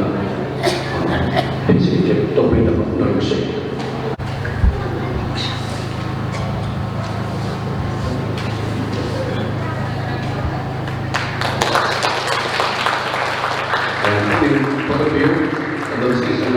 ꯁꯤꯡꯒꯔꯅꯤ ꯇꯨꯡꯒꯤ ꯑꯁꯥ ꯌꯥꯝꯅ ꯂꯩꯔꯤ ꯋꯥꯐꯝ ꯑꯃꯅ ꯑꯩꯈꯣꯏꯒꯤ ꯉꯔꯥꯡꯗꯒꯤ ꯉꯁꯤ ꯐꯥꯎꯕ ꯆꯠꯊꯔꯛꯄ ꯇꯣꯉꯥꯟ ꯇꯣꯉꯥꯟꯕ ꯄꯦꯄꯔ ꯂꯤꯇꯔ 32ꯒꯤ ꯄꯨꯟꯅ ꯃꯤꯇꯩ ꯑꯃꯁꯨꯡ ꯃꯤꯇꯩ ꯃꯌꯦꯛ ꯑꯃꯁꯨꯡ ꯕꯪꯒꯥ ꯃꯌꯦꯛ ꯑꯅꯤꯃꯛꯇ ꯐꯣꯡꯉꯕ ꯏꯗꯤꯇꯦꯠ ꯕꯨꯛ ꯑꯁꯤ ꯑꯩꯈꯣꯏꯒꯤ ꯀꯩꯅꯣꯁꯤꯗ ꯍꯣꯜꯁꯤꯒꯤ ꯃꯅꯤꯡ ꯁꯥꯏꯠꯁꯤꯗ ꯑꯩꯈꯣꯏ ꯊꯝꯖꯔꯤ ꯀꯅꯥꯒꯨꯝꯕ ꯏꯟꯇꯔꯦꯁ ꯂꯩꯔꯤꯕ ꯃꯁꯤꯒꯤ ꯔꯦꯁꯄꯦꯛꯇꯦꯠ ꯗꯦꯂꯤꯒꯦꯠꯁꯤꯡꯅ ꯑꯗꯨꯝ ꯄꯥꯝꯕꯤꯔꯒꯗꯤ ꯆꯪꯕꯤꯔꯒ ꯂꯧꯕꯤꯕ ꯌꯥꯒꯅꯤ ꯃꯊꯪꯒꯤ ꯑꯅꯤꯁꯨꯕ ꯁꯦꯁꯟꯒꯤꯁꯨ ꯑꯩꯈꯣꯏ ꯄꯦꯄꯔ ꯂꯤꯇꯔ ꯋꯥꯔꯤ ꯑꯃ ꯂꯩꯖꯔꯤ ꯃꯔꯝ ꯑꯗꯨꯅ ꯍꯥꯏꯔꯤꯕ ꯃꯁꯤꯗꯁꯨ ꯂꯣꯏꯅꯃꯛ ꯌꯥꯎꯔꯤꯕ ꯑꯩꯈꯣꯏ ꯏꯗꯤꯇꯦꯠ ꯕꯨꯛꯅꯤ ꯁꯤꯗꯒꯤꯗꯃꯛ ꯂꯧꯕꯤꯕ ꯌꯥꯒꯅꯤ ꯆꯪꯕ ꯌꯥꯒꯅꯤ ꯁꯤꯗ ꯍꯥꯏꯖꯔꯤ ꯇꯧꯕꯅꯤ ꯊꯦꯡꯛ ꯌꯨ ꯂꯔꯅꯦꯠ ꯗꯦꯂꯤꯒꯦꯠꯁꯤꯡꯅ ꯍꯧꯖꯤꯛ ꯈꯟꯅ ꯅꯩꯅꯕ ꯁꯔꯨꯛ ꯌꯥꯕꯤꯅꯕ ꯍꯥꯏꯖꯔꯤ ꯁꯔꯨꯛ ꯌꯥꯕ ꯂꯦꯞꯊꯣꯛꯄꯤꯔꯛꯄ ꯃꯇꯝꯗ ꯑꯗꯨꯝ ꯏꯁꯥ ꯏꯁꯥꯅ ꯁꯛ ꯇꯥꯛꯄꯤꯌꯨ ꯍꯧꯖꯤꯛ ꯆꯦ ꯃꯔꯤ ꯑꯁꯤ ꯊꯝꯖꯔꯦ ꯑꯩꯈꯣꯏꯒꯤ ꯑꯁꯤꯁꯤꯅ ꯇꯣꯄꯤꯛꯁꯇ ꯂꯦꯡꯕꯤꯔꯤꯕ ꯋꯥꯏꯠ ꯄꯦꯄꯔ ꯑꯍꯥꯟꯕꯗ ꯄꯤꯊꯣꯛꯄꯗ ꯈꯨꯔꯨꯝꯖꯩ ꯂꯣꯏꯅꯕꯗꯒꯤ ꯃꯣꯗꯦꯜꯒꯤ ꯑꯌꯥꯕ ꯂꯧꯖꯔꯒ ꯑꯩꯅ ꯋꯥꯔꯤ ꯈꯨꯠꯅ ꯅꯩꯅꯕ ꯍꯥꯏꯅ ꯑꯩꯁꯤ ꯑꯩꯒꯤ ꯃꯣꯠꯀꯤ ꯑꯣꯏꯅꯅꯤ ꯑꯗꯨꯒ ꯃꯁꯤ ꯑꯩꯒꯤ ꯁꯕꯖꯦꯛ ꯂꯩꯇꯦ ꯑꯗꯩ ꯑꯃꯅ ꯑꯩꯈꯣꯏꯒꯤ ꯏꯟꯇꯔꯁꯥꯏꯠ ꯑꯁꯤ ꯃꯁꯥ ꯃꯁꯥꯒꯤ ꯃꯣꯠ ꯂꯩ ꯃꯔꯝꯗꯤ ꯉꯁꯥꯏ ꯑꯩꯈꯣꯏꯒꯤ ꯗꯤꯄꯥꯔꯠꯃꯦꯟꯇ ꯈꯟꯕꯤꯈꯤꯕ ꯑꯀꯛꯅꯕ ꯂꯩꯇꯦ ꯍꯥꯏ ꯑꯗꯨꯃꯥꯏꯅ ꯑꯩꯒꯤ ꯑꯣꯏꯕꯗꯁꯨ ꯂꯩ ꯑꯇꯣꯞꯄꯁꯨ ꯑꯗꯨꯝ ꯂꯩ ꯑꯗꯨꯁꯨ ꯑꯩꯅ ꯈꯪꯅꯤꯡꯉꯤ ꯑꯗꯨꯒ ꯑꯅꯟꯒꯤ ꯃꯅꯤꯄꯨꯔꯤ ꯏꯁꯩꯔꯣꯜ ꯊꯧꯗꯥꯡ ꯑꯃꯗꯤ ꯊꯤꯖꯕ ꯃꯇꯥꯡꯁꯤꯗ ꯑꯣꯖꯥꯁꯤꯡ ꯏꯁꯩ ꯍꯥꯏꯔꯒ ꯏꯁꯩ ꯀꯔꯝꯕꯁꯤꯡꯗꯨꯅꯣ ꯍꯥꯏꯔꯦꯀꯣ ꯑꯗꯨꯒ ꯁꯤꯗ ꯃꯥꯅ ꯇꯥꯛꯄꯤꯕ ꯑꯩꯈꯣꯏꯒꯤ ꯑꯣꯖꯥ ꯀꯨꯃꯥꯔꯒꯤ ꯃꯥꯒꯤ ꯃꯌꯥꯝ ꯄꯣꯠ ꯇꯧꯋꯤ ꯄꯣꯠ ꯇꯧꯕꯁꯤꯗꯁꯨ ꯀꯟꯇꯦꯝꯄꯣꯔꯔꯤ ꯆꯪꯉꯦ ꯍꯥꯏꯗꯤ ꯄꯣꯛꯐꯝ ꯍꯥꯏꯕꯗ ꯏꯁꯥꯒꯤ ꯑꯣꯏꯕ ꯄꯣꯛꯐꯝ ꯑꯩꯈꯣꯏꯒꯤ ꯈꯨꯅꯨꯡ ꯏꯁꯩ ꯍꯥꯏꯕꯁꯤꯗ ꯀꯔꯝ ꯇꯧꯒꯗꯣꯏꯅꯣ ꯍꯥꯏꯕꯁꯤꯗ ꯆꯪꯕꯗ ꯃꯥꯏ ꯁꯤꯗ ꯄꯦꯔꯦꯟ ꯑꯃ ꯍꯥꯏꯔꯝꯕꯗꯤ ꯈꯤꯇꯪ ꯑꯩꯈꯣꯏꯗ ꯐꯖꯕ ꯑꯃ ꯂꯩꯒꯗꯕ ꯑꯗꯨꯗ ꯈꯨꯅꯨꯡ ꯏꯁꯩ ꯑꯔꯣꯏꯕ ꯊꯧꯗꯥꯡ ꯑꯅꯤꯁꯤꯗ ꯄꯦꯔꯦꯟꯁꯤ ꯌꯥꯎꯗꯕꯅꯤꯅ ꯑꯔꯤꯕ ꯑꯩꯈꯣꯏꯒꯤ ꯑꯦꯁꯦꯟꯁꯤꯌꯦꯜ ꯍꯥꯏꯇꯥꯔꯦ ꯑꯁꯤꯗ ꯑꯔꯤꯕ ꯈꯜꯂꯦ ꯑꯗꯨꯒ ꯃꯥꯒꯤꯁꯤꯗꯅ ꯑꯩꯈꯣꯏꯒꯤ ꯑꯣꯖꯥ ꯀꯨꯃꯥꯔꯒꯤ ꯑꯩꯈꯣꯏ ꯃꯣꯗꯔꯟ ꯀꯟꯇꯦꯝꯄꯣꯔꯔꯤ ꯁꯤ ꯃꯌꯥꯝꯁꯨ ꯍꯥꯞꯆꯜꯂꯦ ꯁ꯭ꯋꯥꯏꯗ ꯌꯥꯎꯔꯤꯕ ꯁꯤ ꯈꯤꯇꯪ ꯑꯣꯖꯥꯁꯤꯡꯒꯤ ꯑꯩꯈꯣꯏꯒꯤ ꯇꯣꯄꯤꯛꯁꯤꯒ ꯈꯤꯇꯪ ꯆꯥꯟꯅꯕ ꯋꯥ ꯈꯔ ꯅꯠꯇ꯭ꯔꯒ ꯁꯨꯝ ꯑꯣꯖꯥꯁꯤꯡ Kemudian melangkah yang benar-benar sumber udara itu betul-betul untuk misalnya kita mungkin baik nanti kalau kita yang lain saja untuk panjang itu jadi saya ini kalau dari kuliah akan penting itu mungkin memang sumber udara kita lagi topik siga bagi Honda ini siga itu bagi kenapa pun tahu hanya sumber udara jadi kamu tahu jangan kita bagi sudah simbol tugas yang betul parti kita yang baik sehingga ada berdasar kurung isi pandai ko dari yang boleh yang berapa kalau ayah dari di dari mereka itu sampai dengan sampai jadi dua ayat bayang ada tulis yang ajar yang menjadi proses dan itu di kalau bayang dah kan jadi dari proses macam itu kemudian Pak Isiga tadi paper apa yang kita Isiga administration begitu kan berapa high student itu regular bicara untuk jaga dengan scholarship itu pun belum jadi. Ayo ming kalau semua kan terluang, ayo kita guna agak lebih begini, ayo simpang wajah jauh ini. Ayo nak jaga tu riba, question nasi ahan ba, paper projector wajib ba, wajah anan minyak itu nak jaga. Magi tu kesuai kiba, kunung isai, ayo dengan hiking. Maksudnya kunung isai hai mesti. Aku ini sama sekali dari bah, aku ini community itu na, makoi masih dengan mereka yang ada lagi butuh apa, ada pun bisa itu pun bisa ini, hai dengan so, perbigi masih dah, hai dengan sahaja macam dah, gunung hai bisa aku ini lak lagi dah, gunung hai bawah is lagi gunung, modal seperti hai sahaja itu, ada na, hai ni bah, gunung bisa yang mau butuh lebih saya pun na, gunung kan lagi bah, anggap atau sina. Makoi na kanang mana saya berfoto, kajare hari kan katakan dah, makoi memang salah kan jadi sama sekali bah, aduh saya makoi berjaya hari na, utupi bani hari na saja. Baru tu na, ayah jadi orang nasi, maka terkoi na, gunung isai ni sab sabah, ikut ini mari definition doa, baru tu faham deh. Masih kalau ini na, orang amat tangga, ayah maka terjarang ge. Saya ini gunung isai mereka. Ayi bang mau berpura kita isi Thai lagi seri beliau kita mati mah Thai betara betara. Singu koyong naik tahu inung ngalai jauh lo. Orang mukuk pang kita senang sipun mukuk lagi masih mengalu nana mengang ikut sawai. Hai bersih gunung isai ni hai nana wasana super bigre. Masih dari mana kerana mengutuk gunung isai mau hai gunung isai makan je asai kayu gadi yang berasal dari tapi ni beri sunnah. Aduh Jadi kita bermarah anda hari pun missing isai kau ina factual narrative so mana lakukan derah terkena factual mana lakukan derah hari masih tuai jadi amana fact amana sasan laba amana factual asal malo masih mereka kerana mau kau jadi no hari masih nak menjawab mana na ani supa menjaga dari itu senai kau ini menjawab anandai am angkat menjawab dia aku ini folk song na terkena folk narrative se masina kana berdiri se karena betul ini pikir samaj itu belum tiwere samaj karena berdiri di sana hai macam dah lautai saya sepong macam dah lawan saya sepong macam dah samaj itu karena berdiri folk hai masina ada folk narrative pun sepong macam dah liu macam dah anak sapi di masing dengan karena berbira dan terkena adolescent di macam dah lain itu dari itu sudah berbira dan terahal nama sudah berbira hai karena masih karena ada yang nak pergi bagi hati semua jaga ay minam lagi tidak ada lagi tinggi. Buk nenek itu nanti buk somdani aduna orang jaga ini berber topik kita sana lalu ki matang jawab itu kerana mungkin dengan yang ada matang lebih lagi sebab apa yang mungkin jadi. Ahan waktu nasiki seminar sikit waktu mayai tambah dalam riba ikai kumna pada nanti cara bola simbol jadi ko mana kerja amat ditimbi rukun lima besok. Ai ini Amerika Suruh Kaiman ko zero dah. Ai thawal wangban begini. Ai Manipur University of Culture dah Master of Music Folk and Traditional Resolution jadi. Ai nak orang sing lagi hamjaning badi. At the same time, folk song city performing arts की ओइनसु हेना अदोमना हेनसु खर लेबने हाइना लेबनिना ओजा ओजा इकाइमी नुना पचाय ओजा मतंग मरिंदगी अमतंग आइना याम ताजनिबा खंजन वाथौबो ओइना आइना इथंग फावदोरबा अदुना मसेसिना नाउथी अमसुंग नाउशुम इसेदा मणिपुरी नाट हाइबा topic ने अदुबु ओजाना मरिंदगी हेना मयाम ngसाई इसे मखल सिंह हाइबी खे ओजा अदुना फोक सॉन्ग लेबिगिबा मयाम सिंगदगी मरतगी ओजागी ओइबनिना ओजागी नाट ओइबिबनिना इसे अदुगिदगी लोन दुगा अदुगी लैंग्वेज की ओइबा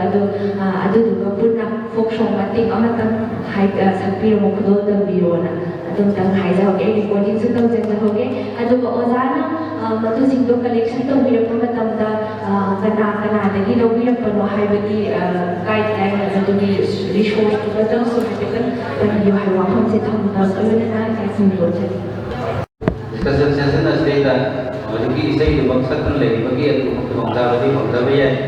इसे अदुगी मसक अदुगी ओपिरका और जे टॉपिक की बना अदु सर्व या दे लपेन की गने न कन मथम ले लेगति मोद लाइफ नॉलेज की मतुकिना लाइन खरा दे मा सगा मा स्ट्रक्चर दे है और की ai di English sama dia ai di जो concept ada saya concept dengan masa mata tahu boleh jadi ai nak nak ni se pop juga baik geographical condition juga dari nanti bermain se culture and anthropology details orang masih kita konsep ini yang ini dan kita aku ada di laporan pada kita surveillance वहाँ को कितने मयक सेंगना कुंभदा तुलंग चाना ना बखना बनाए ना बता तो क्या आपने नुमाइन ना बता कितने सेंगना का है भी हो फायदे apa ना culture anthropology से नहीं चला तो कौन पारे itu मतलब folk tale boiro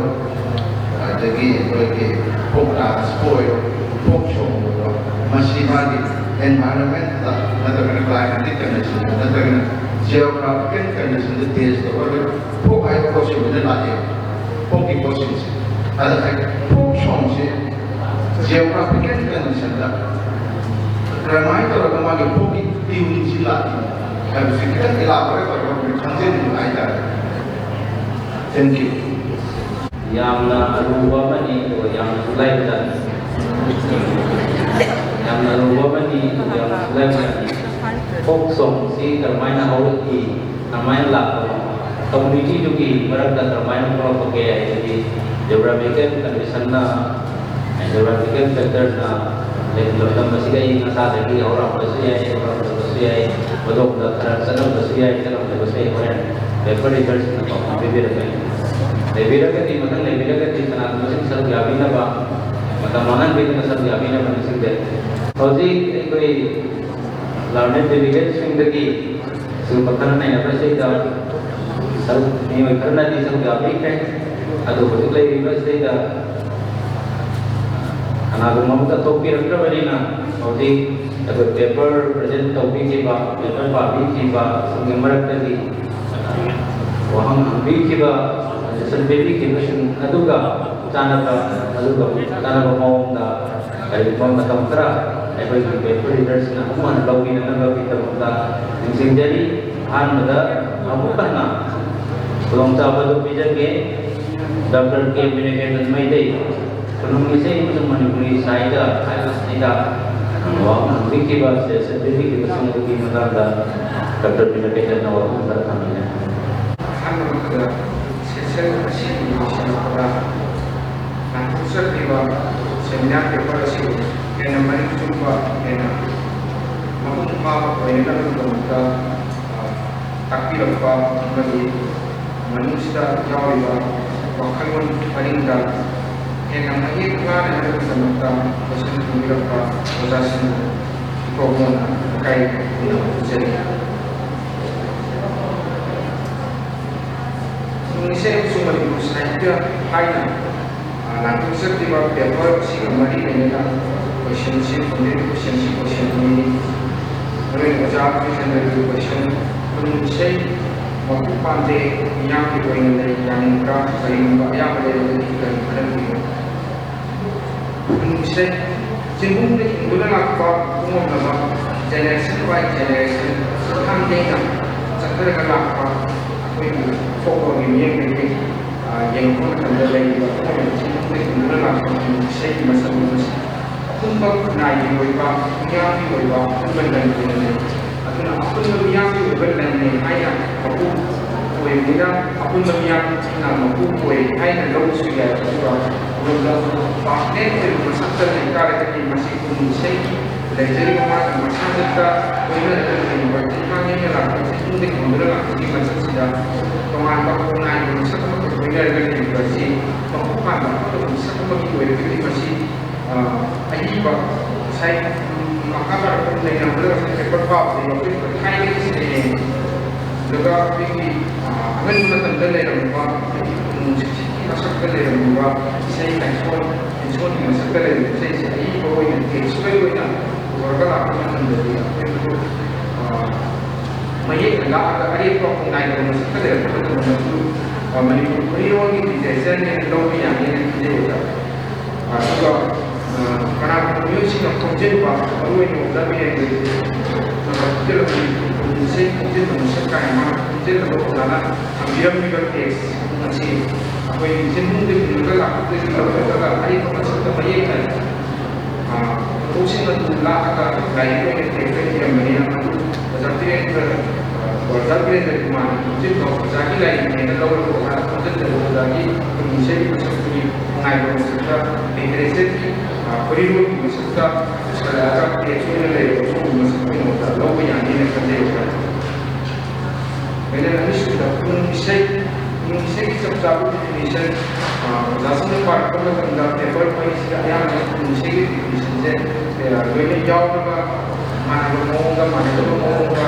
mana scholars yang jauh lebih baru saya punya paper kan semua yang pun mengenai sekolah itu mengenai sekolah dari bawah saya sukan anak saat dari bawah yang berbeda itu saya yang benar masih polisi masyarakat itu yang berbeda dengan juga semua yang negara itu biasa saya beberapa saya juga tahu lalu kalau pun saya ada itu pun juga penjualan pun itu dengan ini kerja yang manager juga ayat manager juga seperti ini kan lalu kalau itu semua pakai air kuat ini nanti juga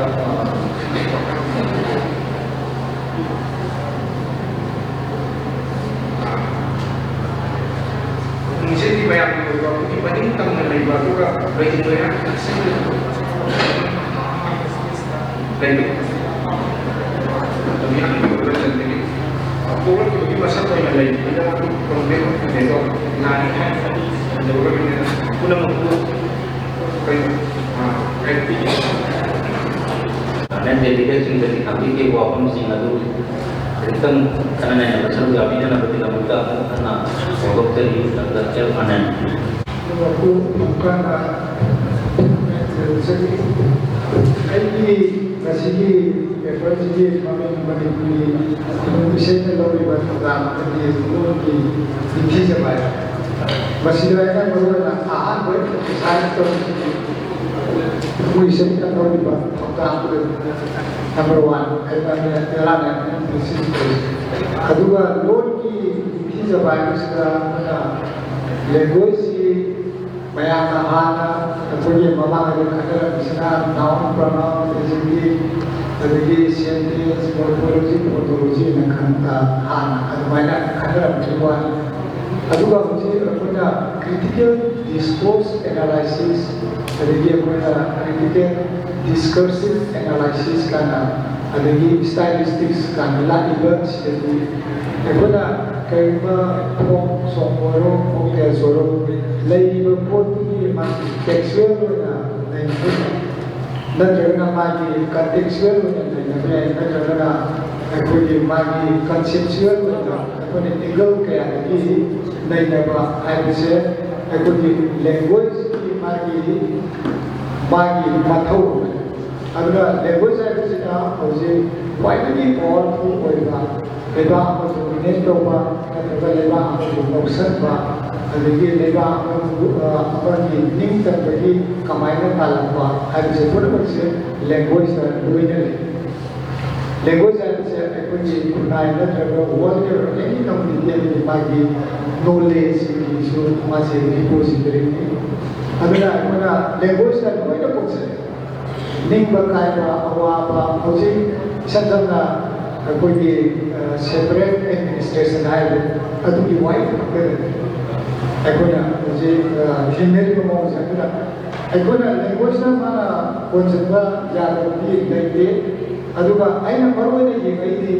French revolution दा Cuba की revolution दा दगी Vietnam की revolution Chinese revolution Indian freedom movement पुनः मक्सदिसा party बरुवैना अखोई heart to heart soul to soul बचिगे रोडा फोक सॉन्ग सिना यामना चावरबा थौदाम अमला अदगी अखोई मणिपुर हिंदू जी जना काना अखोई हिंदू जी ना मगा पूरा चखिदेबिना अमुक सी कमाइबा रिवाइव तौरेको अदुगा मसिदा कनाना हिंदू जी हिंदू की इन्फ्लुएंस लाफमना करी रेजिस्टेंस पिरमे हाइबसिगी अई मरोल मदुगी थिगरबा मतंगा अबना फोक सॉन्ग सिगा लेब्रा नत्रगा लेब्रा अदगी फोक टेल्सदगी खरा फंगे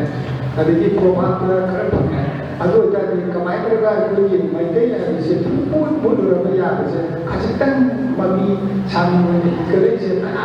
कलंगे हाइबसे सिगी सिदैदा मसाइगे कोना फोक सॉन्ग दगी निथौगी एगेंस्ट हाइबे अदुदगी निथौगी एगेंस्ट सैबिसु याय अदुना मसाइगे फोक सॉन्ग हाइबसे वर्ल्ड की ओइना फोक सॉन्ग हाइबा जोनरसे सिदैदा मकोई निंगमदबा बेदबा नुपीगी ओरो नुपागी ओरो मसी मागी फोक सॉन्ग सिदा डिसाइफर ओइना कोडिंग लैंग्वेज ओइना सिम्बोलिक ओइना अदगी मेटाफोरिकल ओइना एलिगोरिकल ओइना मसाइगी सिजेनी कोई फोक सॉन्ग को तारना आइगी को दगी सिबली अदुना तोंगानो बागी फंक्शन अदुगा सोसाइटी दा समाज दा कई और लोर के माना यामना मरु ओइबा लोर के अगोना नेगेटिव ना मसाइया हार्ट टू हार्ट चले अदो माना सोल टू सोल चले मसाइ सनमना माना इसे छरको मदन अकोइ थुका अमा पावन अदि मौंगा मसाइ माना कुकी कलेक्टिव आइडेंटिटी मा कलेक्टिव फोर्स पर सामना मदन अकोइ या चाव मरु ओइबो से फोक सोसिटी मदन दि फोक सोसिटी लोवर लाइ अदुना आइना मरु कुकी मैदै की नाजले फोक सोसिटी अप्लाई करगा सही पास जर्नी अदुगा अखोना लैंग्वेज ना एनी फिल्मदा अप्लाई करगा बाय फिजिकल कोडिंग अमतन क्वालिटी बॉल इज कोई फिलोसोफर सिंह जो है क्वालिटी बॉल इज लैंग्वेज अदुगा लैंग्वेज ना एनी एरिया का सही लेंगा बा जाना जातबा अदुगी सही लैबोय अदुना अखोना अदगी नसाय ओजामना जाहाबीबा अखोई सबना फोक सोंगा मागे जुबा फिगर द मनी लेंगा हाइसे अखोई लोकता सिगा मरी लेंगा फोक सोंग सुचो लेंगे बेंगोल की नसाई तुरे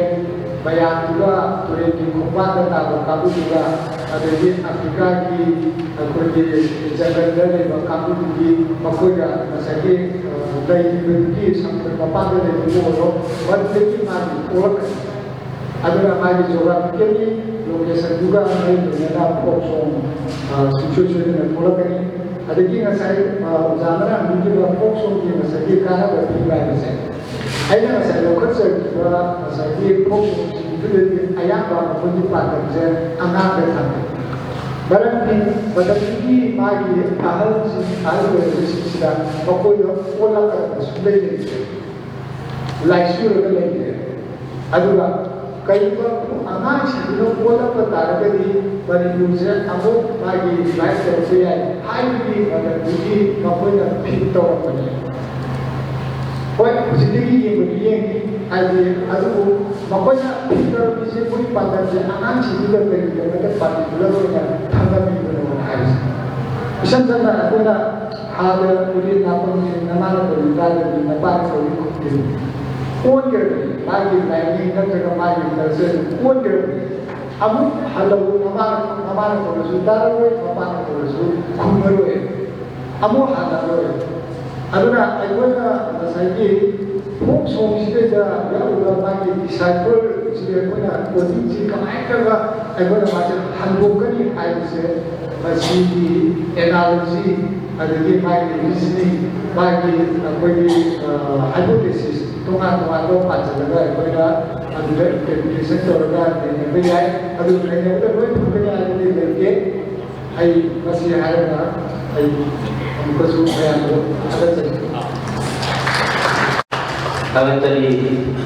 lakukan panen masangda di labat jadi gunung isai makal kusum masalah sing hanya topik berarti tidak lain dari kita sing na jadi kita lagi di macam mana karena yang bersih itu tahu mana bisa Dr. Labat jadi late tapi aduga mahanga amuk leitere basna amuk maring punung isaina maring kaidor koda maidela madang maring ki baham da ali ki ba baham sing adu maring madang maring na mana amuk kodong ta basi tawi na ba ni sundari umka hanan terceri sai maring ki foksong na maring nai lori koda kai ba ai to sida moderator ki ayawa terga na coaching se ayam pasal ni itu ini baru mana saya pergi mari di fokusong ni twin jik main tau ke kemudian ini hari ini matang dah ini sama pergi ke dalam akademik tu ini lagi jawab bicara ini pergi fokusong di matang dia karena kalau boleh ini saja tunda singgah pergi fokus saja cepat ini saja ini research teknologi area tu ini masalah kalau ni tu saya fokusong di bagian tentang ini nangjar ke sudah soi hilang juga yang orang yang kita nak view jadi buat yang saya tarik sudah ini tarik sudah sudah lagi bah ini masuk tahu jadi mai saya anda di siapa ni mereka Tuna ba kung sayo ng jarke oh muning mo naisim hilda ay sor pasulawara wasi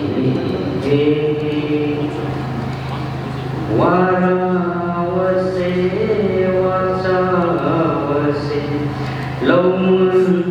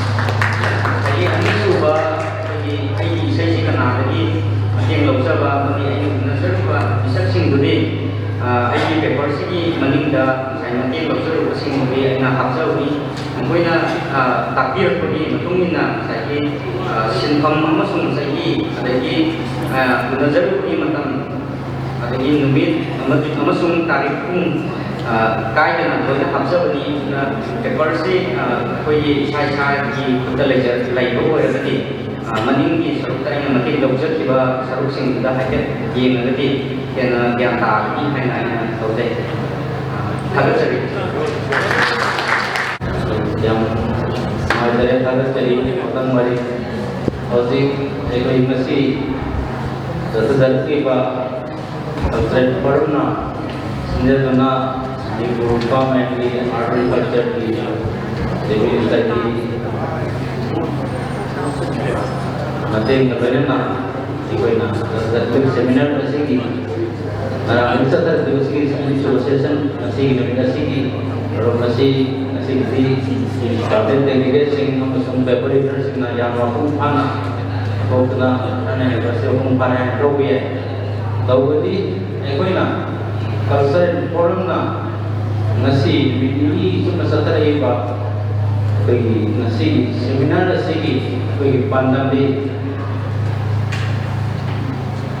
penuh isai katakan ikoina ukjong aina thamnari ba ekoi folk literature की मन गलई रीबा और literature की मन गलई Reeba तोंगान word जनरासिंग असिगी mercury कुनुंग इसई सिना मणिपुरी हाइबा मणिपुरी समाज नमदा करमबा कुनुंग इसई सिना करी होगा local लाई मसी करमाइना होरपनो नेवे जाति अमसुंग नेवे कोनाई दुगा करमाइ तो ना लोइनरपनो मसी की function what is the function of folk song की function मसीना नाय अमु करमाइ तो ना उजरा पगे कोनाई असित मसी की सगोन सिंह असित कई नो हाय वजु नैना बादुना कोई भी सेमिनार से बड़ो पांडव में है ना लौते अदना folk song है मसी सेंग मती कोई म्यूई बिसिंग असे मसीना हेड येलो में लगे लेहो में लगे लेरक लगे उनको लगे इनको और खमा तब लगे कोई म्यूई बा कोई असीना कोई ना ठेंगरी बा प्रकृति की नत्रगना तोमान बा मालेम की लोगों अतों में हम सुनना म्यूई बिसिंग असीबु कंबीबा मक्तब लगे म्यूई की पुछिदा इन्हें ना वो होना रखो मतलब लगे इनको स्टेटा कोई म्यूई बदकी है ना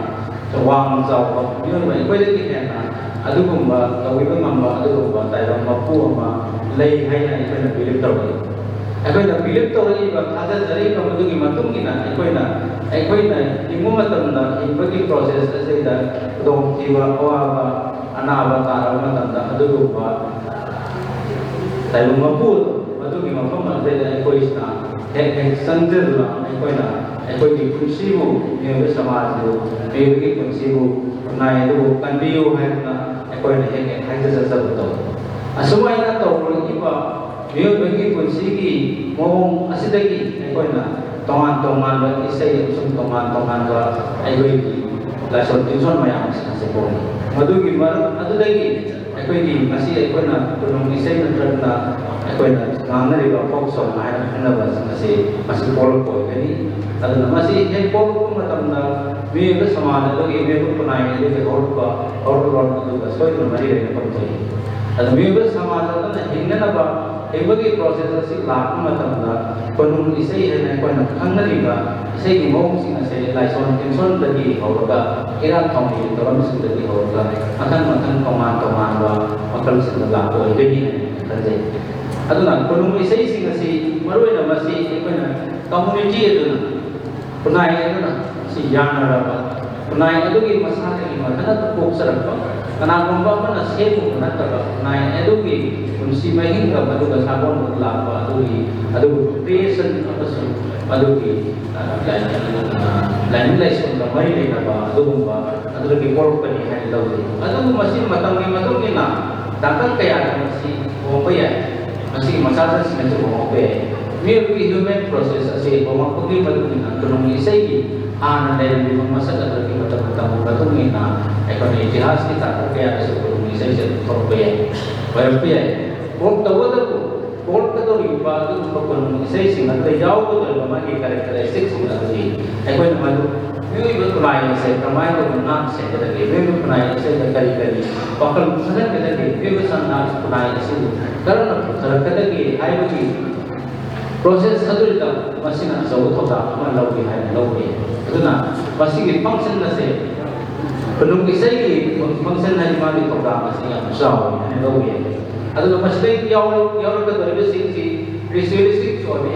ai sam tin chang ni baru na oi ai matang dadi la sam tin chang ni so matang la ka harau mai bang so ai sam tin chang ni badung ni na harau mai bang so ni harau ko mai se yaw ka doi si boy ko sing se ritual ni sab so bi ai nagana ma se kara ena yo da ni ke hor ko do ki masak mo ma to si da ko to na sana ro ko mai yo so ni asi ko mas lagi phone isai macet sih nggak sih teman-teman dalam kota ini ada lain lah soal kau biaya ada sensul bang lagi orang tu biaya ada nak terkenal anak nak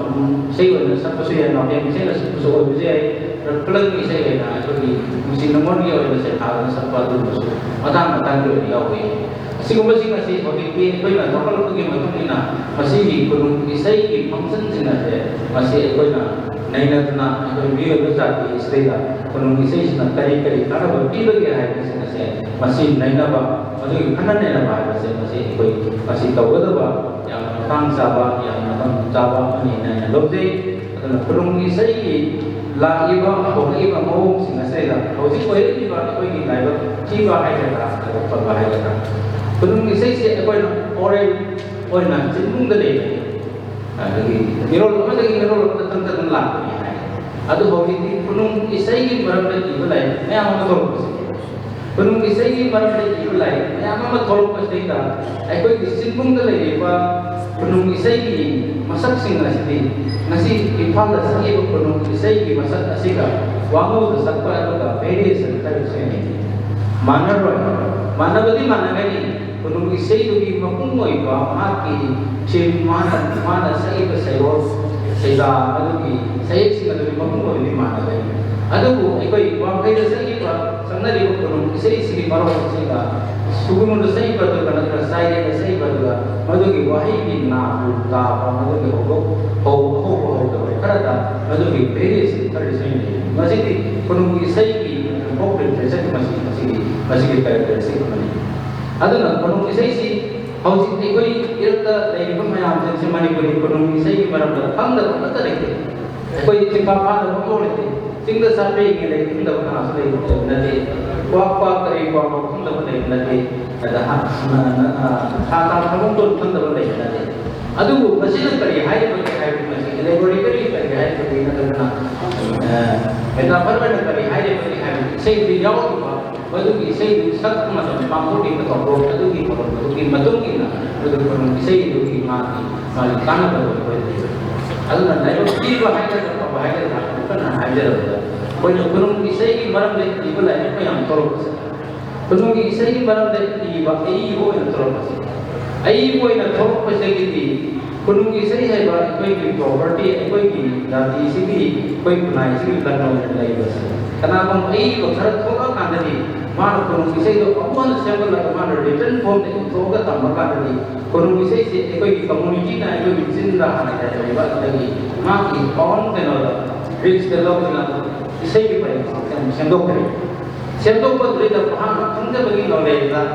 limitation tu lai da sim bani na ai ko na sangari ko isai ko ki ma ni thore ki ba gunung isai ki lai da ki kara pena ba se jam ban masih ಈ ಬಮಿದು academic sensitivity what ಹೋಗದ ನಂತರನ ಈ ಸ್ವರೂಪದ ಮಾಗಿ ಕಾಂಗ್ರೆಸ್ ಮಾಗಿ ಮುಂದ ಯಾರೇ ಲೌಜರ್ ಕಿರಿಯ ಹೋಗದ ಮೊದಲು ಹೋಗಿ ತುಂಗಲ ಅದರಿ ಸ್ಕಾಲರ್ಸ್ ನಮ್ಮ ಮನೆಗೆ ಗರಿ ಬಡ ಬಡ ಸಮ ಲೌಗತ ಆಪತ್ತಲ್ಲ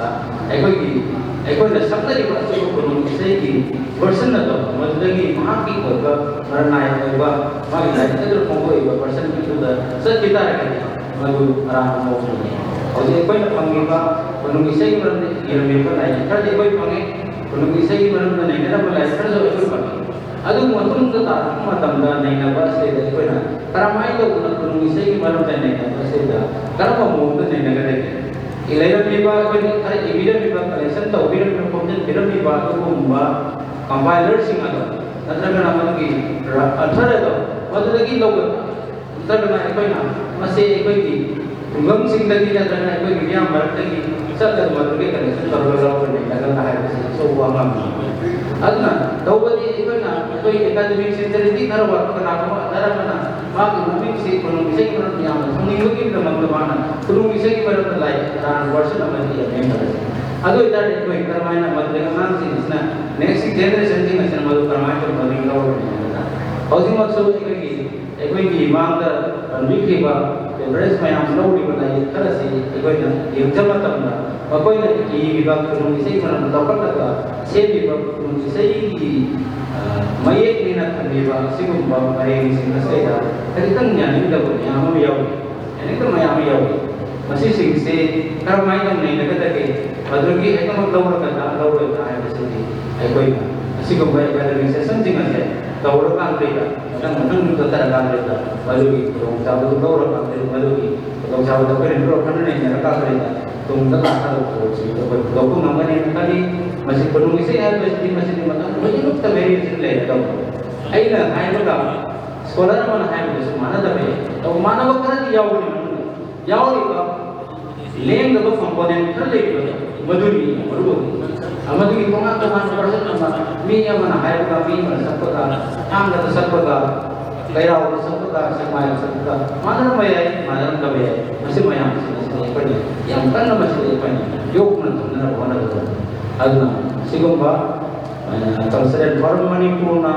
ꯑꯩꯈꯣꯏꯅ ꯈꯨꯅꯨꯡ ꯏꯁꯩ ꯑꯃꯁꯨꯡ ꯃꯅꯤꯄꯨꯔꯤ ꯀꯜꯆꯔ ꯍꯥꯏꯕꯁꯤꯗ ꯄꯥꯡꯊꯣꯛꯄ ꯁꯦꯃꯤꯅꯥꯔ ꯑꯁꯤ ꯅꯨꯡꯊꯤꯜꯒꯤ ꯁꯦꯁꯟꯗꯁꯨ ꯃꯈꯥ ꯆꯠꯊꯈꯤꯒꯅꯤ ꯍꯥꯏꯅ ꯈꯟꯖꯩ ꯑꯗꯨꯅ ꯑꯩꯈꯣꯏꯅ ꯃꯁꯤꯒꯨꯝꯕ ꯀꯜꯆꯔꯦꯜ ꯐꯣꯔꯝ ꯇꯧꯔꯒ ꯑꯩꯈꯣꯏꯒꯤ ꯇꯧꯖꯔꯤꯕ ꯁꯦꯃꯤꯅꯥꯔ ꯑꯁꯤ ꯌꯥꯝ ꯃꯄꯨꯡ ꯐꯥꯕ ꯍꯧꯖꯤꯛ ꯐꯥꯎꯕ ꯆꯠꯊꯔꯤ ꯍꯥꯏꯅ ꯂꯧꯖꯩ ꯑꯗꯨꯅ ꯃꯄꯨꯡ ꯐꯥꯍꯟꯖꯩ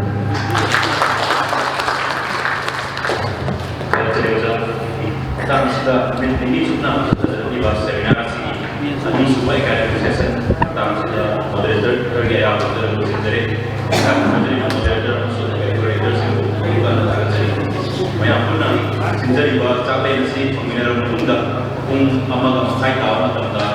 ꯑꯍꯨꯝꯁꯨꯕ ꯑꯃꯁꯨꯡ ꯑꯔꯣꯏꯕ ꯑꯦꯀꯥꯗꯃꯤꯛ ꯁꯦꯁꯟ ꯑꯁꯤ ꯍꯧꯅꯕꯒꯤ ꯇꯥꯟꯖꯥ ꯂꯧꯖꯒꯦ ꯑꯃꯨꯛꯀ ꯊꯥꯒꯠꯆꯔꯤ